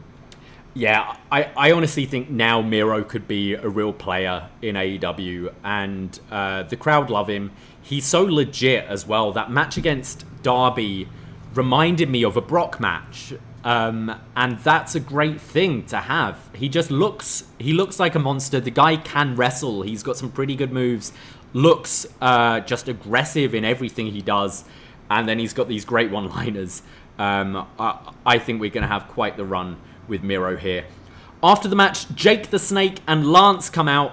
And Jake says, "I got a message for you. Sunday, we get that opportunity and your fairy tale comes to the end. You huff and puff and blow the house down, but we don't play fairy tales." And then he speaks in, I guess... This is not the right week to do that. He picked a wrong day to do that, oh, for sure. Boy, yeah. He was, I guess, trying to speak Bulgarian, some sort of gibberish, and it's like, that just translates to shut the F up. And I'm just like, not the right night to do that. No. Yeah, he kind of mocks Bulgarian and then, yeah, says it translates to shut the F up. You come in here and you bully people and you think you're so special, but Archer is focused and ready. And that's when Miro's just going, "Put on my microphone! Put on my microphone! I want this old fart to shut up." And he goes, "The old man keeps holding you back. What happens if you let him go?" So Jake lets Lance go, and Lance charges to the ring. And there's a bit of this beatdown between the two. And during this whole fight, Jake is on the mic just saying stuff, but kind of inaudibly. The visual of Lance running down, I thought looked really cool. But then I thought the actual beatdown between the two wasn't too impressive. And I just think... I think the dynamic's going to be very interesting here on Sunday. Because I like Archer. I like him as a wrestler. I think he's a decent big man. But I don't think he has that connection with the crowd. And especially up against a Miro, I can just see Miro being the babyface in this completely. Oh, yeah, the crowd's 100% going to switch on them and not necessarily boo Archer, but I don't think he's going to get a babyface reaction at all. It's all going to be Miro. And it's sad to say, but I think it's time for Jake to kind of maybe move on. Yeah. His lines just seem so bizarre all the time, and the kind of commentary on the mic from him as this fight was going on added nothing. I think Archer is confident enough on his own, speaking that he doesn't need a mouthpiece. I think it was a cool relationship to start with, but I don't think it's necessarily needed anymore. I agree. We go to a celebration of the longest reigning AEW champion ever, Hikaru Shida, who's celebrating 1 year as the AEW Women's Champion. Shida comes out looking great. The crowd are giving her a nice respect here. And they announced that they are giving... Sorry, this was Shivani in the ring, I think. Shivani, yep. Giving Shida a brand new gold and diamond encrusted women's championship to celebrate a whole year as champion. And Shida gets on the mic and says it's her dream to defend the championship in front of a full crowd. When I won this title, there was no fans, but tonight you are here, and I am so proud to share this moment with you because this title is for you, and for you, and for you. I thought Shida was very endearing here. Obviously English isn't her first language, but I thought she sounded great, and I think as popular as Brit Baker is, you also can't not like Hikaru Shida, especially here, celebrating 1 year, and you know she's sort of desperate to have that moment in front of a crowd. And I like the new title. I think it's an improvement. Oh, yeah, for sure. They made it a little bit bigger as well. I know one of my complaints about the original one was so tiny, so small, especially when somebody like Nyla Rose held it. So they did make it a little bit bigger. The design is obviously different with the gold and the diamonds. But yeah, I think Shida's been great. I feel like she's one of those people that like everybody appreciates. Like they'll clap for her, they'll like her, but nobody's going to go crazy for her, like over the top. Like I think they're going to do for Brit Baker, which we're going to get into. But the same stuff I said about Rusev, I'm going to say about Brit Baker, because she got a hell of a reaction when she came out. Oh, yeah. So Brit comes out and actually says, hey, I come in peace. No funny business. I'm on my own. Reba's not with me. And says, you had the longest reign in AEW history. And no one can take that away from you. 2020, that was your year. And when I sat down with JR a couple of weeks ago, I misspoke. I said I'd be the face of the women's division, but I was wrong. I will be the face of the whole era. Like a previous era was 316, this era will be DMD. Great promo. Getting that DMD line over. The crowd... Oh, and the crowd loved it. Loved her. I also really appreciated here, my complaint from earlier was every segment is someone comes out, there's an attack from behind, and you're kind of waiting here for Reba with the crutch to attack Shida, and you didn't get that. You had Britt kind of putting her over and saying you've had a great year. I think it makes this feud more interesting for me, and I think this might have been my favourite segment of the night, to be honest, and it definitely increased my excitement. And yeah, the way this crowd reacted to Brit Baker, she's going to be huge. Yeah, and I agree with it being the best segment of the night. And it's funny that she compared herself to Austin with the 316 line, because I feel like it's going to go kind of similar to the point where she's a heel. She wrestles amazing. Her promos are great, and the crowd's going to get behind her to the point where they're going to force her to become a babyface. And I can see within 6 months her being the biggest babyface in not only the women's division, like she said, but the entire company. And I could see possibly like a Jade being somebody she could feud with down the line. And Britt Baker just being incredibly over all these crowds when they start touring the country. I almost feel this was the start of that turn, to be honest, because she wasn't being negative about Shida at all. She's like, you're great. You've been champion for a year. That's fantastic. I'm just gonna be better. We go to our next match. During the commercial break, Sammy Guevara is in the crowd with his signs. I didn't take note of what he was saying. I don't know if you did at all. He ended off with like Sean Spears. Like Sean Spears hit me up like that. That's because each person in this match has like their opponent that they're going against. You know, FTR and Santana and Ortiz. So I guess Sean Spears is a designated opponent for Sammy. So just kind of one of those promos where he's like, kind of like, you know, you're gonna get you think you could use chairs, but you're gonna get I don't know. It's about chairs and Sean Spears. Sorry, got out of it. We have Scorpio Sky and Ethan Page teaming up to take on Dark Order members Stu Grayson and Evil Uno. It was cool to see when the Dark Order came out. A lot of the crowd were doing the sort of Dark Order pose with their hands. I liked that because obviously when we last had a full crowd, Dark Order were not really over at all. And it's lovely to see the transformation of these guys and how the crowd have really taken to them. Grayson out of nowhere flies to the outside and hits this crazy DDT to Scorpio Sky on the floor. Sky sweeps the leg of Grayson on the apron and he lands pretty awkwardly on his neck and shoulder, which looked pretty nasty. Sky follows up with a cutter to Grayson, but Stu manages to make the hot tag to Evil Uno, who hits a nice-looking Hurricane Rana to Page, stamps on the hands of Sky, hits this flatliner to Sky, and then does his spot where he grabs the leg of Ethan Page, throws it to Bryce Remsburg, who holds the leg as he delivers a neck breaker. We then get this awesome throwing belly to belly from Grayson, a cannonball 450 combo from the Dark Order, but Page kicks out, and then we get the heel hook applied from Sky and the Ego's Edge to Uno. 1, 2, 3, Sky and Page win the match. I thought this was probably the best match of the night. Unfortunately, seeing that the match is Sky and Page on Sunday, I thought the Dark Order outshone them here. Yeah, it was just a way to get Sky and Page established with a win over an established tag team in Grayson and Evil Uno. The match was good for what it was. Yeah, it was definitely probably the match of the show, but I feel like this show wasn't meant to be wrestling heavy. It was more about the promos and the go home show. There was one really weird moment on commentary. I don't know if I missed something or maybe you caught it, but they're just calling the matches, and out of nowhere, I swear to God, Jim Ross says to Tony Schiavone, "Hey Tony, do you have a cat?" And Tony is like, no, I'm more of a dog person. And they just like, they had, as far as I don't know, like, I don't know why he asked that. Like, what was the code? It was so weird. I'm just like, okay, maybe JR just had a moment there, but he just wanted to know if Tony likes cats or dogs. It wasn't even in picture-in-picture. It was on the actual live commentary. Yeah, I caught that as well, but I didn't catch what was leading into it. So there was nothing. I was wondering, like, there was no sort of cat reference or like, I was so confused by that. I'm just like, he just wants to know if he likes cats or dogs. It was really awkward, but JR is gonna JR just daydreaming. After the match, Ethan Page gets on the mic and he says, that's what's gonna happen this Sunday, whether it's the heel hook or the Ego's Edge.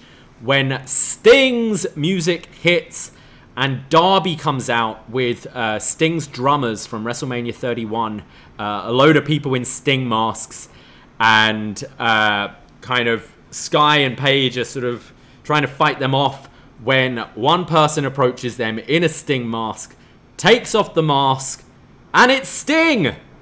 He attacks them, Page and Sky run off. Yeah, this was fine. I felt we kind of already had our segment for this match earlier in the night, but yeah, this was fine. They got to do the Sting taking the mask off, revealing it's Sting, and I know that's going to be gift a lot, and maybe that's all they were going for here. They've done this same exact thing in WCW and TNA with the whole, like, multiple Sting things, and everybody comes out. It's the same people that came out with Cody earlier, and they got their mask on and everything. And you could clearly tell who's Sting because it's the one guy who's like really tall and big and balding. And it was like so obvious, like the fans were even like, "Oh, look, it's Sting." But yeah, like you said, they could have. Why did they have to do this? They already had the segment earlier. Why like have to double up on it? But you know, like you said, maybe it's a gift-worthy moment. We go to our main event segment, which is the celebration of the Inner Circle, as they might split up this Sunday if they lose at Stadium Stampede. Eric Bischoff comes out fresh from a run in North Korea, and he gets on the mic saying, this guy is clearly so happy to be in front of a crowd, I noticed. He said, "I love each and every one of you, and isn't time a funny thing? Because 25 years ago this week, I introduced a faction on TNT as we had kind of Scott Hall, Kevin Nash invade. And tonight I'll introduce another faction that could take their crown. The Inner Circle comes out to Judas. Everyone's singing along. You can see the glee on these guys' face, especially Jericho, just to be surrounded by fans again. Jericho says, it's good to be surrounded by fans again, and it's good to be with Eric Bischoff, one of the guys we made amends with. Thank you for everything you did for my career with WCW and being here tonight. Quite the 180 from Jericho on Bischoff. Jericho is making friends with everybody now, huh? Oh yeah. We get Inner Circle chants as they highlight their greatest hits in the past 18 months on Dynamite. Santana is the first to get on the mic, returning from his stint in jail, and says, "We've done some cool shit. October 2nd, 2019, the night we created magic. 18 months later, we're here standing stronger than ever. We took this entire company and carried it on our backs during a damn pandemic. We have the best fans, and we couldn't have done it without all of you." This guy needs to be a main eventer. I think he looks the part. He sounds great. Like, if you were flicking through the channels here, not having a clue what's going on, like, I think this guy's the leader of this thing. He just looks so cool, sounds awesome, can wrestle. He's so cool. If I had to name, like, the top 5 guys that WWE probably wish they could sign, he's probably number 1, because they're always looking for, like, the next Latin star. This guy's bilingual, speaks perfect English, perfect Spanish, has that cool, oozing charisma to him, can wrestle, can cut promos. Like, everything about this guy is great. And, like, I like Ortiz, but I feel like Santana could be, like, the breakout star. Maybe not anytime soon, but in the next 5 years, if he sticks around in AEW or anywhere that he goes, he could be like the top babyface. He is up there. Like, I feel like he could be like Moxley level, like up there, like as far as like a cool actual champion. I completely agree. I think this guy could be a megastar. Ortiz grabs the mic and says, "That was beautiful." Jake then has a bit of a promo. Go on, Jake. Says, "If this is the end, show us the hard times. When we were beaten bloody. The hard times where these men left their souls behind. These are the moments we celebrate. Yeah!" I get a real kick out of Jake Hager promos. I don't know why. He's almost got that kind of Mojo Rawley vibe about him, which is like, get hyped. Because he rarely talks, but when he does, he's just yelling. I've really grown to quite like Jake Hager. He reminds me of like in high school, like everybody had, like I had that clique, and you always had that guy in the background that kind of was always kind of quiet, and when he did talk, he was like over the top, and that's what Jack Swagger is, Jake Hager. But yeah, he's great. He's really winning me over. He's Joe Swanson in Family Guy. Whenever you have like Peter Quagmire, Cleveland, and Joe's just in the back like, yeah, that's Hager here. Sammy says, "We've been through everything together. When I came to AEW, I was wearing a damn panda hat. Now look at us with the biggest faction in all of pro wrestling. And when I quit the Inner Circle, I didn't like that. I walked out, and I'm going to make sure it doesn't happen ever again. But if this is the end, thank you for everything." And then Jericho finishes off by saying, "When I was asked to put a faction together of my own, I didn't really want to. I don't work well with others until I met these guys. These badass mother," and Ortiz is like, whoa, whoa, whoa, shut your mouth, Chris. Watch it. We're on TV. Jericho compares them to the 1987 Guns N' Roses, where they don't give a shit what anyone else thinks. They wear what they want. They do what they want. And if we are going to go down this Sunday, we will go down in a blaze of glory. And if this is the last time, I just want to say, I love you. And they all pose and give the finger. Before we go on to the next bit, what did you make of this? How was their promos here? It was good. I love Jake. I love Santana. Sammy kind of like lost me for a second when he was kind of going down this dark path. I'm like, is he going to bring up the Sasha stuff or the Impact stuff? Like, I didn't know where he was going with. Like, you know, I was going down the down road, but it was about him leaving the Inner Circle. And then the whole Panda Hat thing, that was his idea. Like, he made it seem like he was forced to. Like, he was doing that in the Indies way before he was in AEW. But it was cool. It's, you know, I thought it was going to be kind of tough for, like, them to kind of, like, go full-on babyface, especially with Jericho as the head. But they've done a pretty good job. Obviously, the fans are going to be behind them. They had the perfect theme song. But Santana just stood out to me as the #1 promo out of all of them. And then Ortiz had, like, what, one thing? Yeah. Not really the talker of the group. But I like this. I like this promo. What I like here is you can see that this faction worked. Putting these guys with Jericho, the growth you see, the confidence in their promos, all of them, like any of them, I feel can carry a promo segment now, which I wouldn't have said when they first got together. And I took it more of, with Sammy Guevara, like, it wasn't that he was being forced to wear a panda head. It was like, I used to, like, I didn't know what I was doing until I met these guys. Because I know it was Jericho who was like, why the fuck are you wearing a panda head? You got to ditch that thing. We go to MJF, who appears on the screen, and he's on the field of the Jacksonville Jaguars. He's mock clapping them. He says he's excited for Sunday. And talking of people who are hyped, he goes, are you excited, Wardlow? And Wardlow's just like, yeah! And then they go, are you excited, Dean? And the camera pans and we see Dean Malenko is beaten up and tied to the football post. And MJF says, I will make the Iceman extra cold. So the Inner Circle run to the field to save Dean Malenko, where of course they get attacked from behind by the Pinnacle. Spear smashes a chair over Sammy's back and then kind of just poses with this deep breathing like it was euphoric for him.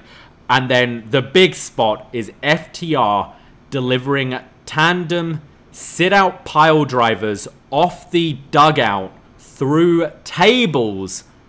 This looked nuts. Yeah, that was... I was honestly scared when I saw that. I was like, this is not gonna end well. I got really scared. The fact that they're doing it at the same time, like one of the tables broke through, the other one kind of didn't really break. But that spot was amazing. But back to the beginning, like when they mentioned like we have Dean here, for a second I thought they meant Ambrose. Like I was like, wait, Dean? Right. Like Dean? Like I was so confused by that. And then like it was like, I understand there's history between Malenko and Jericho, but it kind of gave me like WWE vibes where it's like we see these guys last week shaking hands and they're friends, and the next week like we have like this big kidnapping. I feel like they probably could have picked somebody better to do the kidnapping, even like Bischoff, who just in the segment alone was established as like Jericho's buddy. They could have just kidnapped Bischoff. Yeah. But I understand this history, and like the AEW fans are smarter than WWE fans, so obviously they know the history with Malenko and Jericho, so I see how that can hit. But from like a new fan coming in, it's like, well, this guy, they just shook hands last week. Like, why is this whole team so invested in him? But I understand why they did it. The show ends with the Pinnacle saying, when you are in the Pinnacle, you are always on top. That pile driver spot was nuts and scary. Like, I thought it looked great, and obviously these guys are professional, but risky as well to do just before the pay-per-view.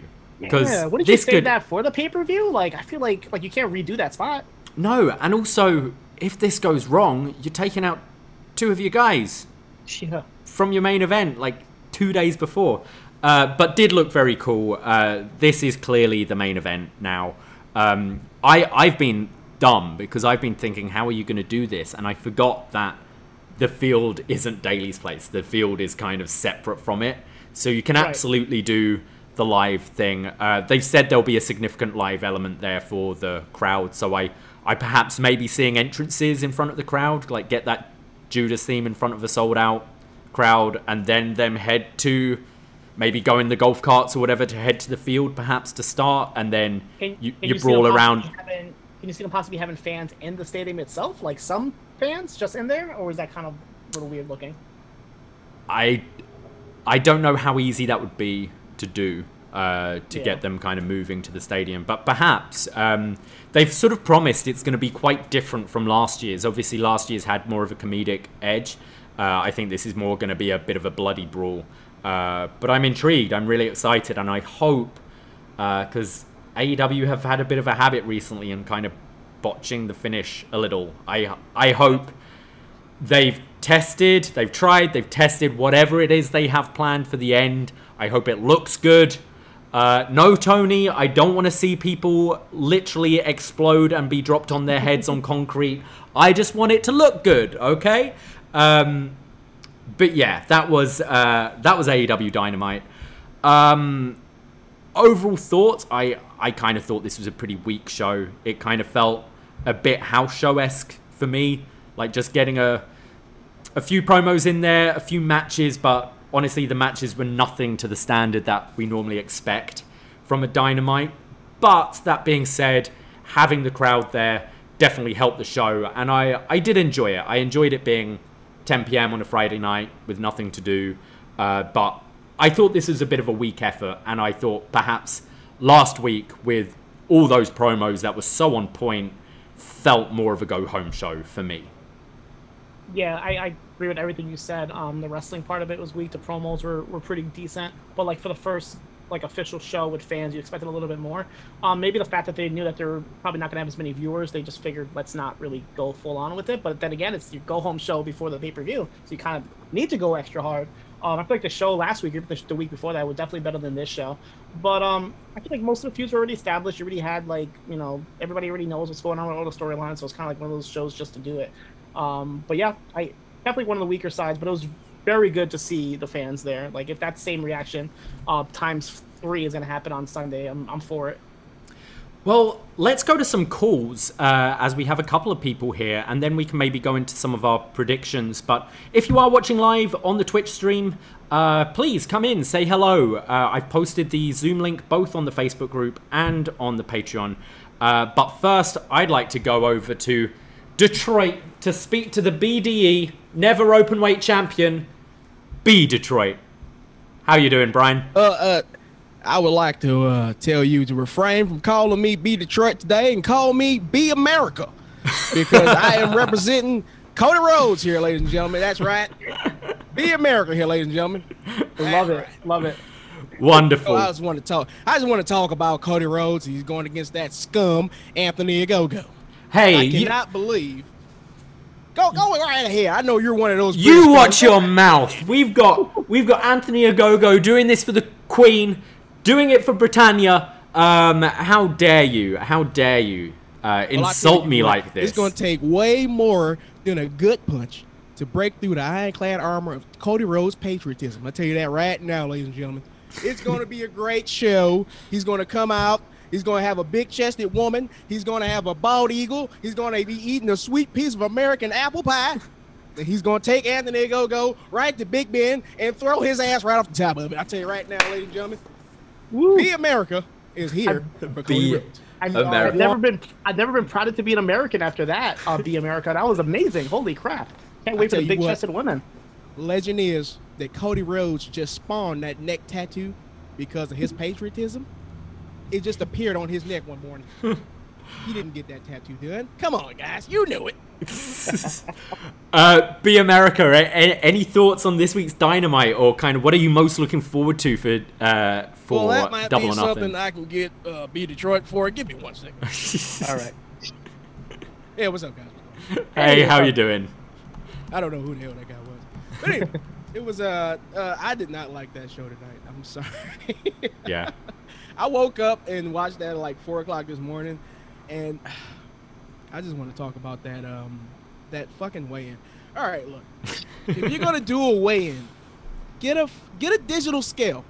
If you watch sports, get a digital scale. Big Show. It's no more BS. All right.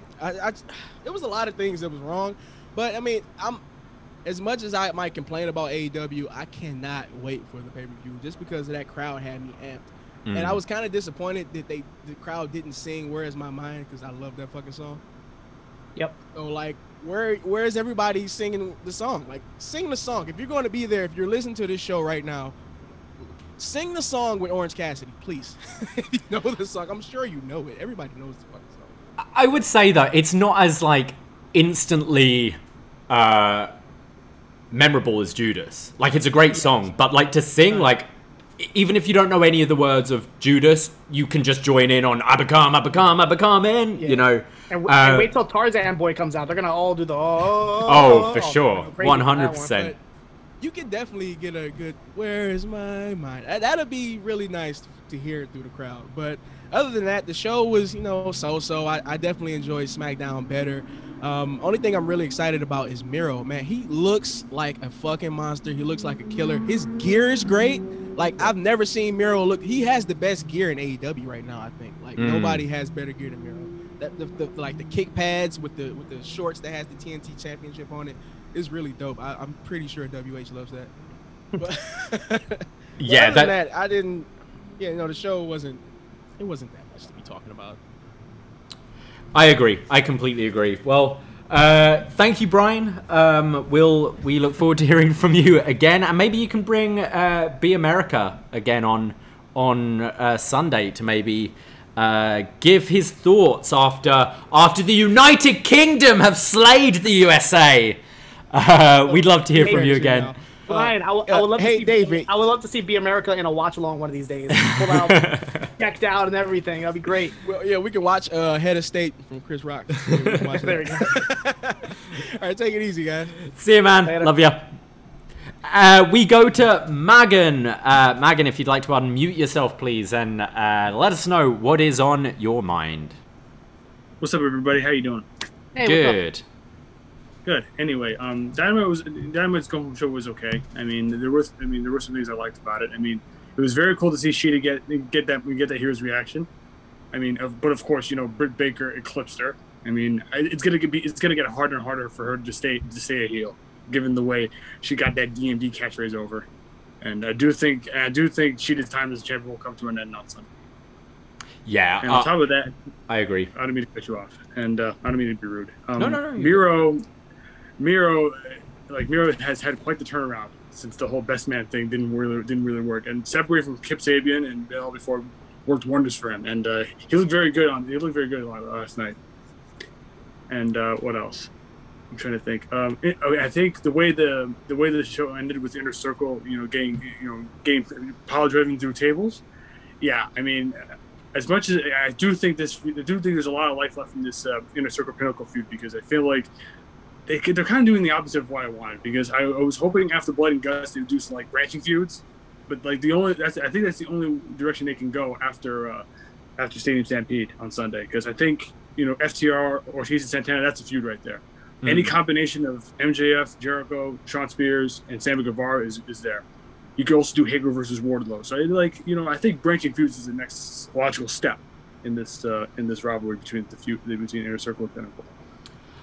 I mean, I think you can still split some of them off against each other, even if the Inner Circle have split up.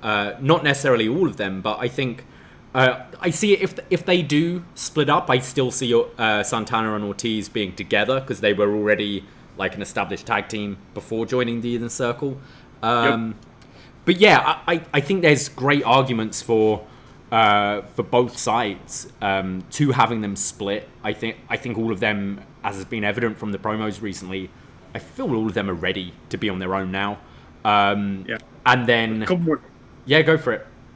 No, a couple more things. I mean, yesterday with all this rumors about WWE and New Japan possibly hooking up. I saw a lot of tweets on my timeline talking about potential dream matches. But I mean, it wouldn't be the worst thing in the world, because New Japan has had a bit of a rough go as of late. I mean, but between the COVID wave hitting the roster, I mean, Okada especially came forward with his diagnosis, and Shingo, and of course Ospreay vacating the title because of injury.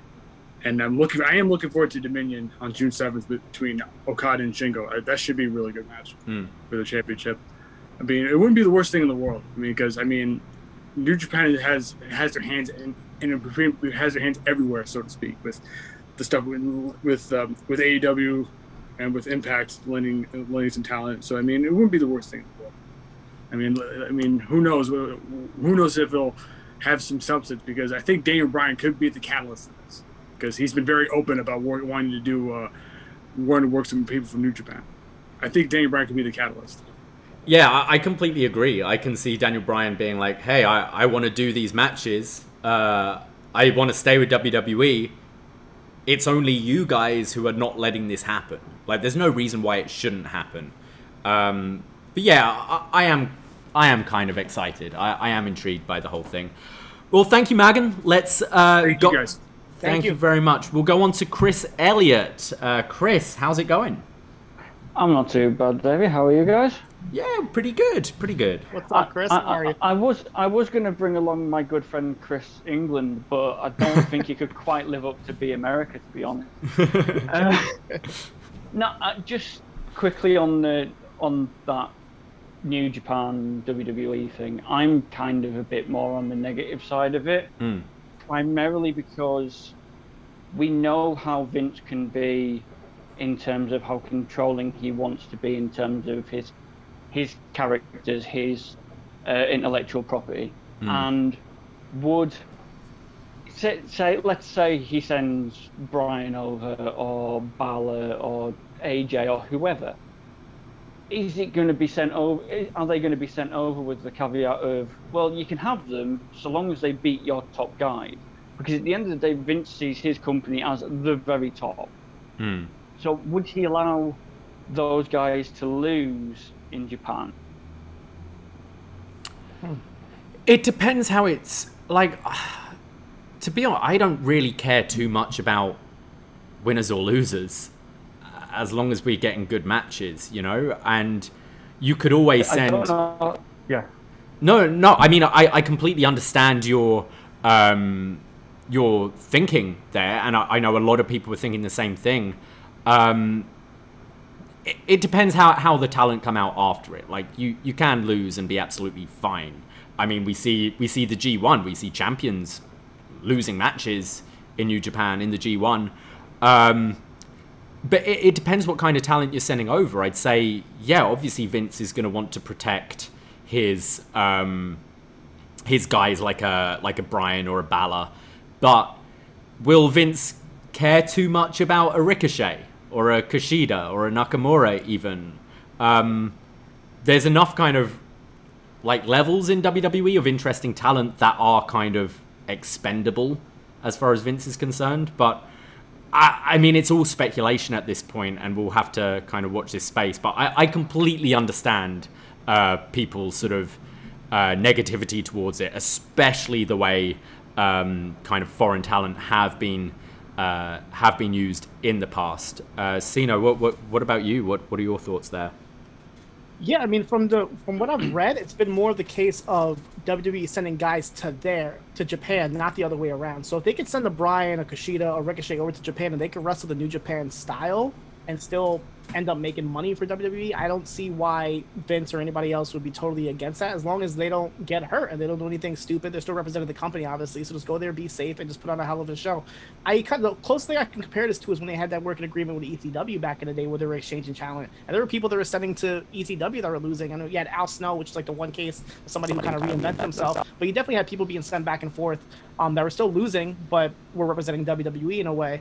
I think it's fine. I mean, as long as like they can both benefit over it. You know, New Japan has new people that they can get eyeballs on, and then WWE can send people to kind of like reinvent themselves or become stars. So I see it as a good thing. Like I said, let's not put the put the cart ahead of the horse. Let's see exactly what's going to happen here before we start judging this. I mean, I understand there's a lot of past history with WWE and moves that they've made, but this is Nick Khan. Who knows what his vision is? Who knows what's going to happen? And New Japan is way too big of a company to let be taken as fools. You know what I mean? They're not, no offense to Evolve or Progress or anybody else that they've worked with, but this is New Japan.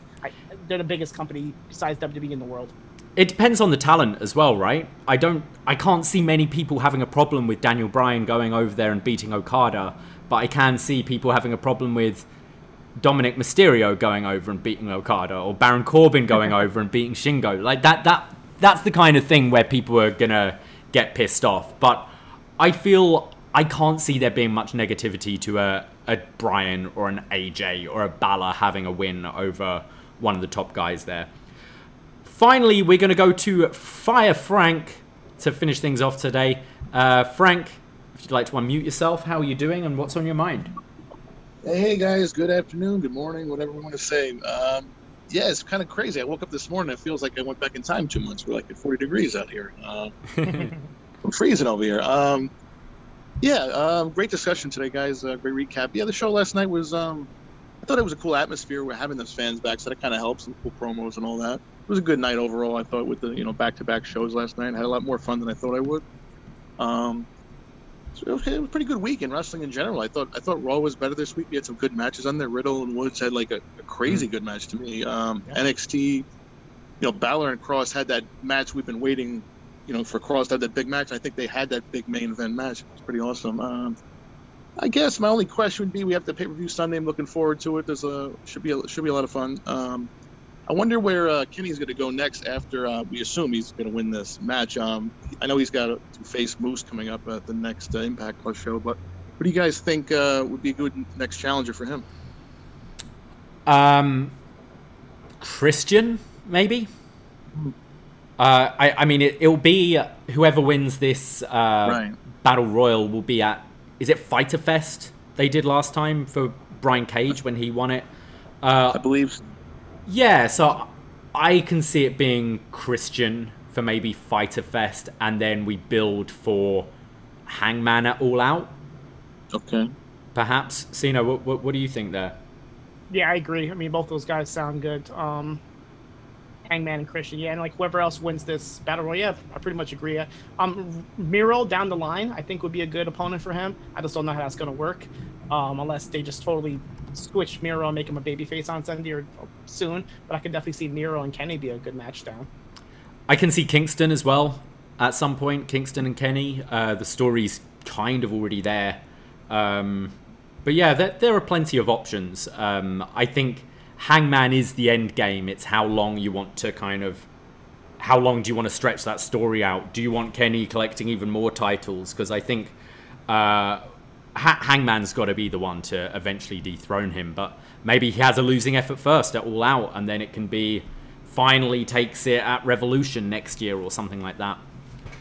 Anything else, Frank? Not much. Great show, guys. Chat is fire as always. Sing along was great this week. I may see you later. Yeah, we got a movie show in a couple hours to go to. Yeah, gotta get ready. I'll lay back and enjoy your preview of the show. I'd like to see what you think is gonna be the mystery competitor in that battle royal. Yeah. So talk to you later, guys. Have a great day, and I'll see you later, Joe. Thank you, Frank. Always be fire. I've just seen on, thanks to Chris Leone in the Twitch chat for directing us to Dave Meltzer's Twitter, Willie Urbina, the commentator who made the kind of racist sort of commentary on Hikaru Shida last night, has been let go by AEW. That was the right move. Absolutely. AEW, yep. We'll see if anything else comes from that. But let's quickly run down Double or Nothing and give our predictions. We've got... I actually definitely want to watch the kickoff show, the pre-show for this, because we've got Serena Deeb facing Riho for the NWA Women's Championship.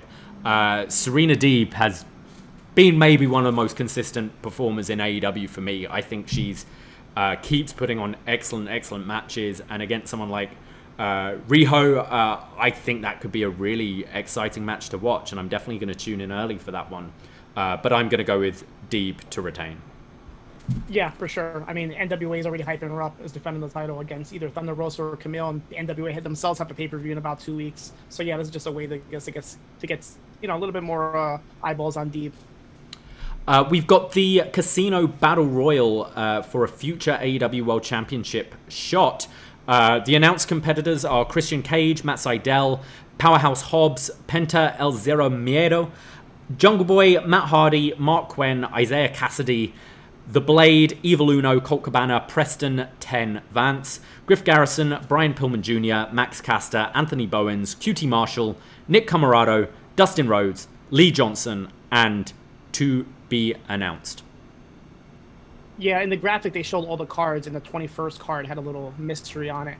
And they did announce that Paul White is the guest commentator. So it's pretty obvious. I think he's going to be the mystery person. But then again, there's a lot of free agents out there that could definitely be up. A Big Show or Paul White would definitely make the biggest impression. But it's like, do you have him win? I could see maybe him and Christian being the last two, and Christian getting the win. Besides Christian, only the person I can see winning is maybe a Jungle Boy. But those are my three people, unless there's some mystery person that we don't know about. Yeah, I think it's going to be Paul White as the mystery person. I agree with you. I think it could be Christian and Paul White as the final two. Christian wins. They do a sign of respect, and then Big Show turns and knocks him out, and he's heel. Let's do it. Let's go. It's been too long since we've seen a heel turn. You've been babyface for way too long. Yeah.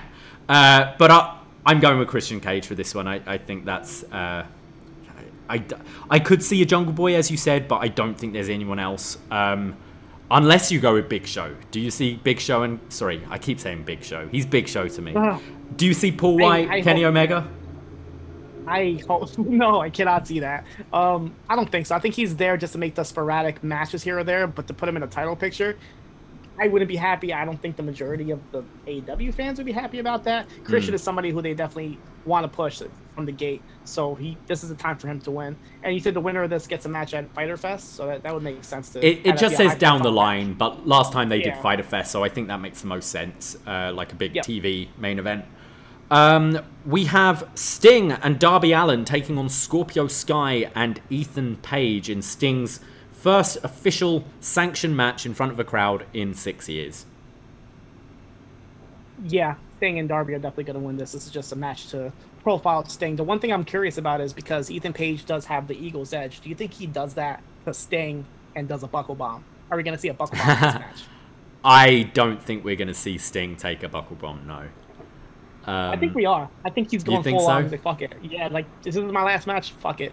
I think he's gonna go full on with it. But I'm not expecting Sting to be the Sting that we remember. But it's gonna be great to see him get that reaction in front of the fans. I think this could be fun. I think we've seen Sting in sort of the beatdowns and stuff that he can still do some things. And being in a tag match, as I said earlier, I expect the Wingmen, the Pretty Picture, and Dark Order to somehow get involved as well. I think there's a lot of smoke and mirrors you can do with this and have a pretty fun match. I'm actually going to go with Sky and Page here to win. Ooh, okay. And I think Sting takes the L. Okay, I can see. I'm going to go with Sting and Darby, but then backstage or somewhere down the line, Ethan Page gets his big revenge spot on Darby and maybe throws him off the stadium or something. I don't know. Something crazy that Darby's going to do. The only thing that seems weird is it seemed like both Sky and Page really wanted the TNT title, and Darby doesn't have that anymore. So, but I'm with you. I think we're getting the singles feud after this. We've got Miro and Lance Archer facing each other for the TNT Championship. I think this has to be Miro. I can't see them taking the title off him right now, and he's red hot right now. I can see this being a fun sort of quick sort of 10-minute match, kind of Goldberg Lesnar at Mania, that kind of just a load of insane big men stuff throwing each other around. I think this could be quite fun, but should stay relatively short. Yeah, I mean, looking at the card, this might by default be the weakest match on the show. It could surprise me, but I feel like Miro doesn't really work too well with guys that are bigger than him. But I hope that they surprise me. But yeah, obviously Miro's going to win here. And who knows? We might get like that double turn. Maybe maybe Lance takes out Jake, and then we never see Jake ever again, and there's your double turn. But I feel like this is going to be a big moment for Miro. And just by this reaction alone might kind of give us an idea of where they're going to go with Miro. We have Hangman Adam Page taking on Brian Cage. This, to me, almost feels like an unofficial #1 contenders match. Hangman was the #1 seed, lost to Cage, and kind of fell down the rankings. So this feels like whoever wins this one is going to be kind of having a bit of a sort of push, is how I see it. I see this being Hangman Page winning it. It's time to start building the momentum with him again. But I see them having a good match. I see this being where Brian Cage, either on Double or Nothing or next week's Dynamite, leaving Team Taz and having a bit of a singles run as well. Perhaps even a sign of respect between the two at the end of the match, which pisses off Taz, perhaps. What about you? Yeah, I agree with everything you say. Hangman's going to win. Brian Cage is going to probably sign up respect and then get kicked out. I think he's not going to leave. I think they're going to turn on him. Like, Hobbs is the perfect guy to take out Cage, and then you're going to get that Hobbs-Cage match as his first program. Yeah, sounds good. We have the Young Bucks defending the AEW World Tag Team Championship against Jon Moxley and Eddie Kingston. I think we're going to get new champions here. Look at the the matches, this might be the one of maybe 2 title changes on the show. I can definitely see Moxley and Kingston winning and just reinforcing that brotherhood that they have to the eventual turn that's going to happen. And then maybe this is a way to kind of like not write the Bucks off of TV, but maybe do something different with them, because I feel like they're kind of stuck in limbo. Like, I'm not really liking this Bucks run at all. Like, I don't understand what's really going on. Like, they're with Kenny, they're not with Kenny, they're this new persona. Like, I don't really know what's going on with the Bucks, and obviously they can take the loss and still be the Bucks that we know.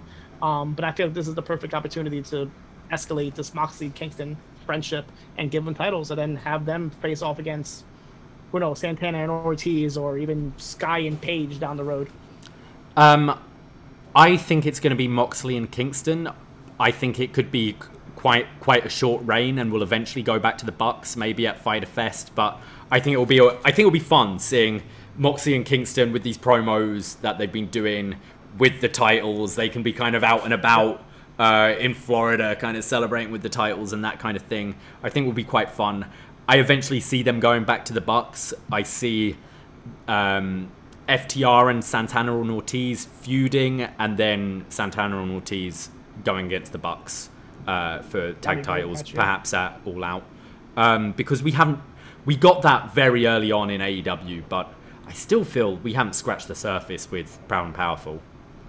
No, I mean, and we're gonna get into this later on with the main event, but I feel like they're destined for like that tag team run, because they've just been kind of like too mixed up with Inner Circle to the point where you might even forget that they're a tag team at times. Yeah. We have the AEW Women's World Championship. Hikaru Shida defending the title against Dr. Brit Baker.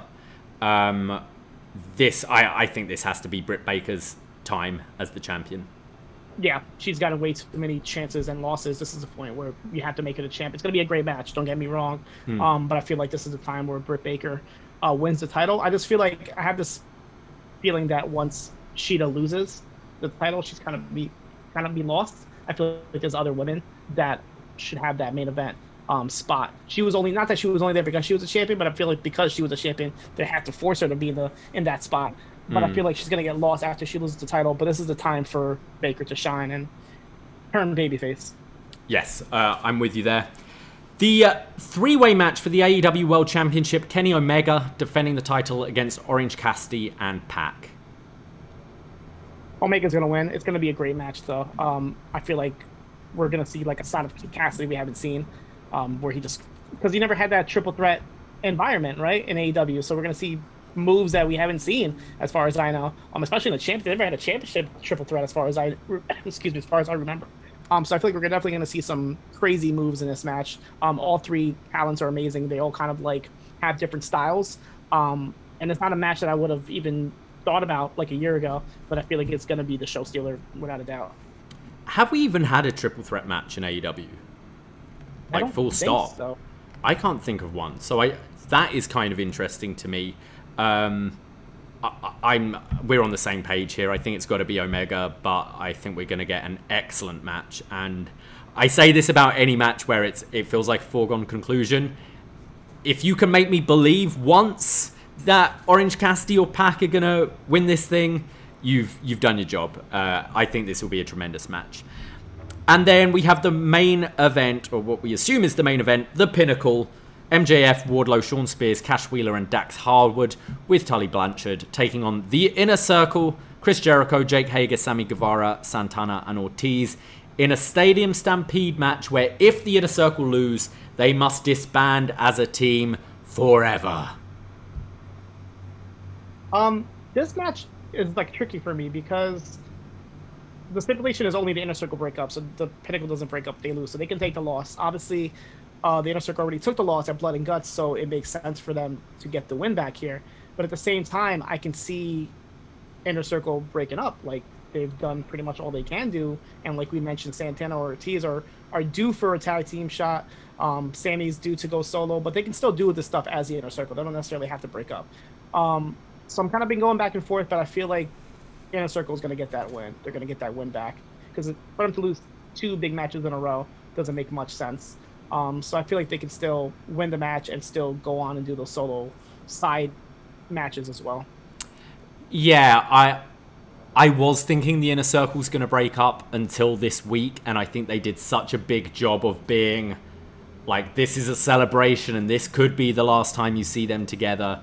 I think it could be a swerve, and I do see the Inner Circle winning and then splitting off. And you could even have a bit of a, not a tournament, but like a bit of a competition. Sort of, you've got the tag match, you've got Sammy versus Shawn Spears, you've got Jericho versus MJF, you've got Hager versus Wardlow, and kind of winner takes all in kind of singles and tag matches perhaps down the line. I think there's maybe a bit more you can squeeze out of this feud, because we haven't done the breaking off into individual matches at all yet. So that's Double or Nothing. I think it looks an interesting card, and I'm pretty looking forward to this. Is there a match you're looking forward to the most? Stadium Stampede. I love the first one, so I'm really looking forward to what they've been promising of being something totally different and, you know, new for this. So I'm looking forward to that. I know Tony Khan, I heard him recently on the AEW podcast hyping up like some sort of like surprises. I'm not sure if he means like Double or Nothing or just the next set of Dynamites, but he's definitely promising like new faces and things like that. So I'm not sure if we're going to get some sort of big angle on this show or some big tease. So the Casino Battle Royal, always that question mark, you know, is always interesting with who it could be. But as far as match goes, I'm going to go with the Stadium Stampede. Wrestling wise though, the triple threat match, I can't wait for Kenny Omega and Orange. I think that's going to be crazy. But yeah, up and down, this show looks really good. I'm exactly the same as you. I think the world title match and the Stadium Stampede I'm very looking forward to, but I think there could be some surprises here. Nothing looks particularly weak on the show for me, even if it's a lot of the matches are not the direction I thought we'd be going in for this, but I am intrigued, and I hope it's a good show. Well, that brings us to an end of this Go Home show, this special brunch edition of BDElite. And we will be back tomorrow night, 8 p.m. Eastern Time, twitch.tv/UpNXT podcast for our live watch-along of Double or Nothing. Come and join us. The watch-alongs are always a lot of fun, and we'll be sticking around after the show to do our post-show. But if you're not able to be around for that, we will be uploading the audio version to our Patreon, which you can find patreon.com/UpNXT. And also, we have some new merch on the Pro Wrestling Tees store. So it's Memorial Day weekend. Go to prowrestlingtees.com/UpNXT and pick yourself up an UpNXT summer tank top or t-shirt. Or if you still want a hoodie, it's got a bit chilly again recently. Get yourself an UpNXT hoodie or one of the classic shirts and use that code MEMORIAL and you'll get 20% off. But that's it from me. Sino, any final words? No, check out Shot in the Dark. I've been having Wednesdays all by my lonesome this last couple of weeks with Dynamite being moved to Friday, so definitely check me out. It should be interesting this upcoming episode because I don't know if these AEW Dark shows are being done in front of fans. I'm not sure if they're going to be switching up the time frame or match frames, so that's really intriguing me. Obviously, everything else I'm talking about, NXT UK, Ring of Honor, 205 Live, a lot of new faces on all these shows. So come take a listen. I'll give you all the rundown of it. All right. Well, that's it, guys. Thank you very much for joining us. Take care. Be safe. Ahoy!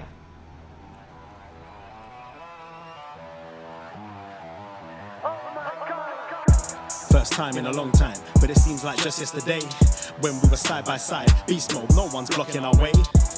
These other guys tried it, but them man ain't got the skills of Braden and Davey, brazen and raging, bringing you the thrills and spills. Right here in full gear, about to blow up like TNT. Us man are too sweet, Brady DVP, the BDElite. Right here in full gear, about to blow up like TNT. Us man are too sweet, Brady DVP, the BDElite.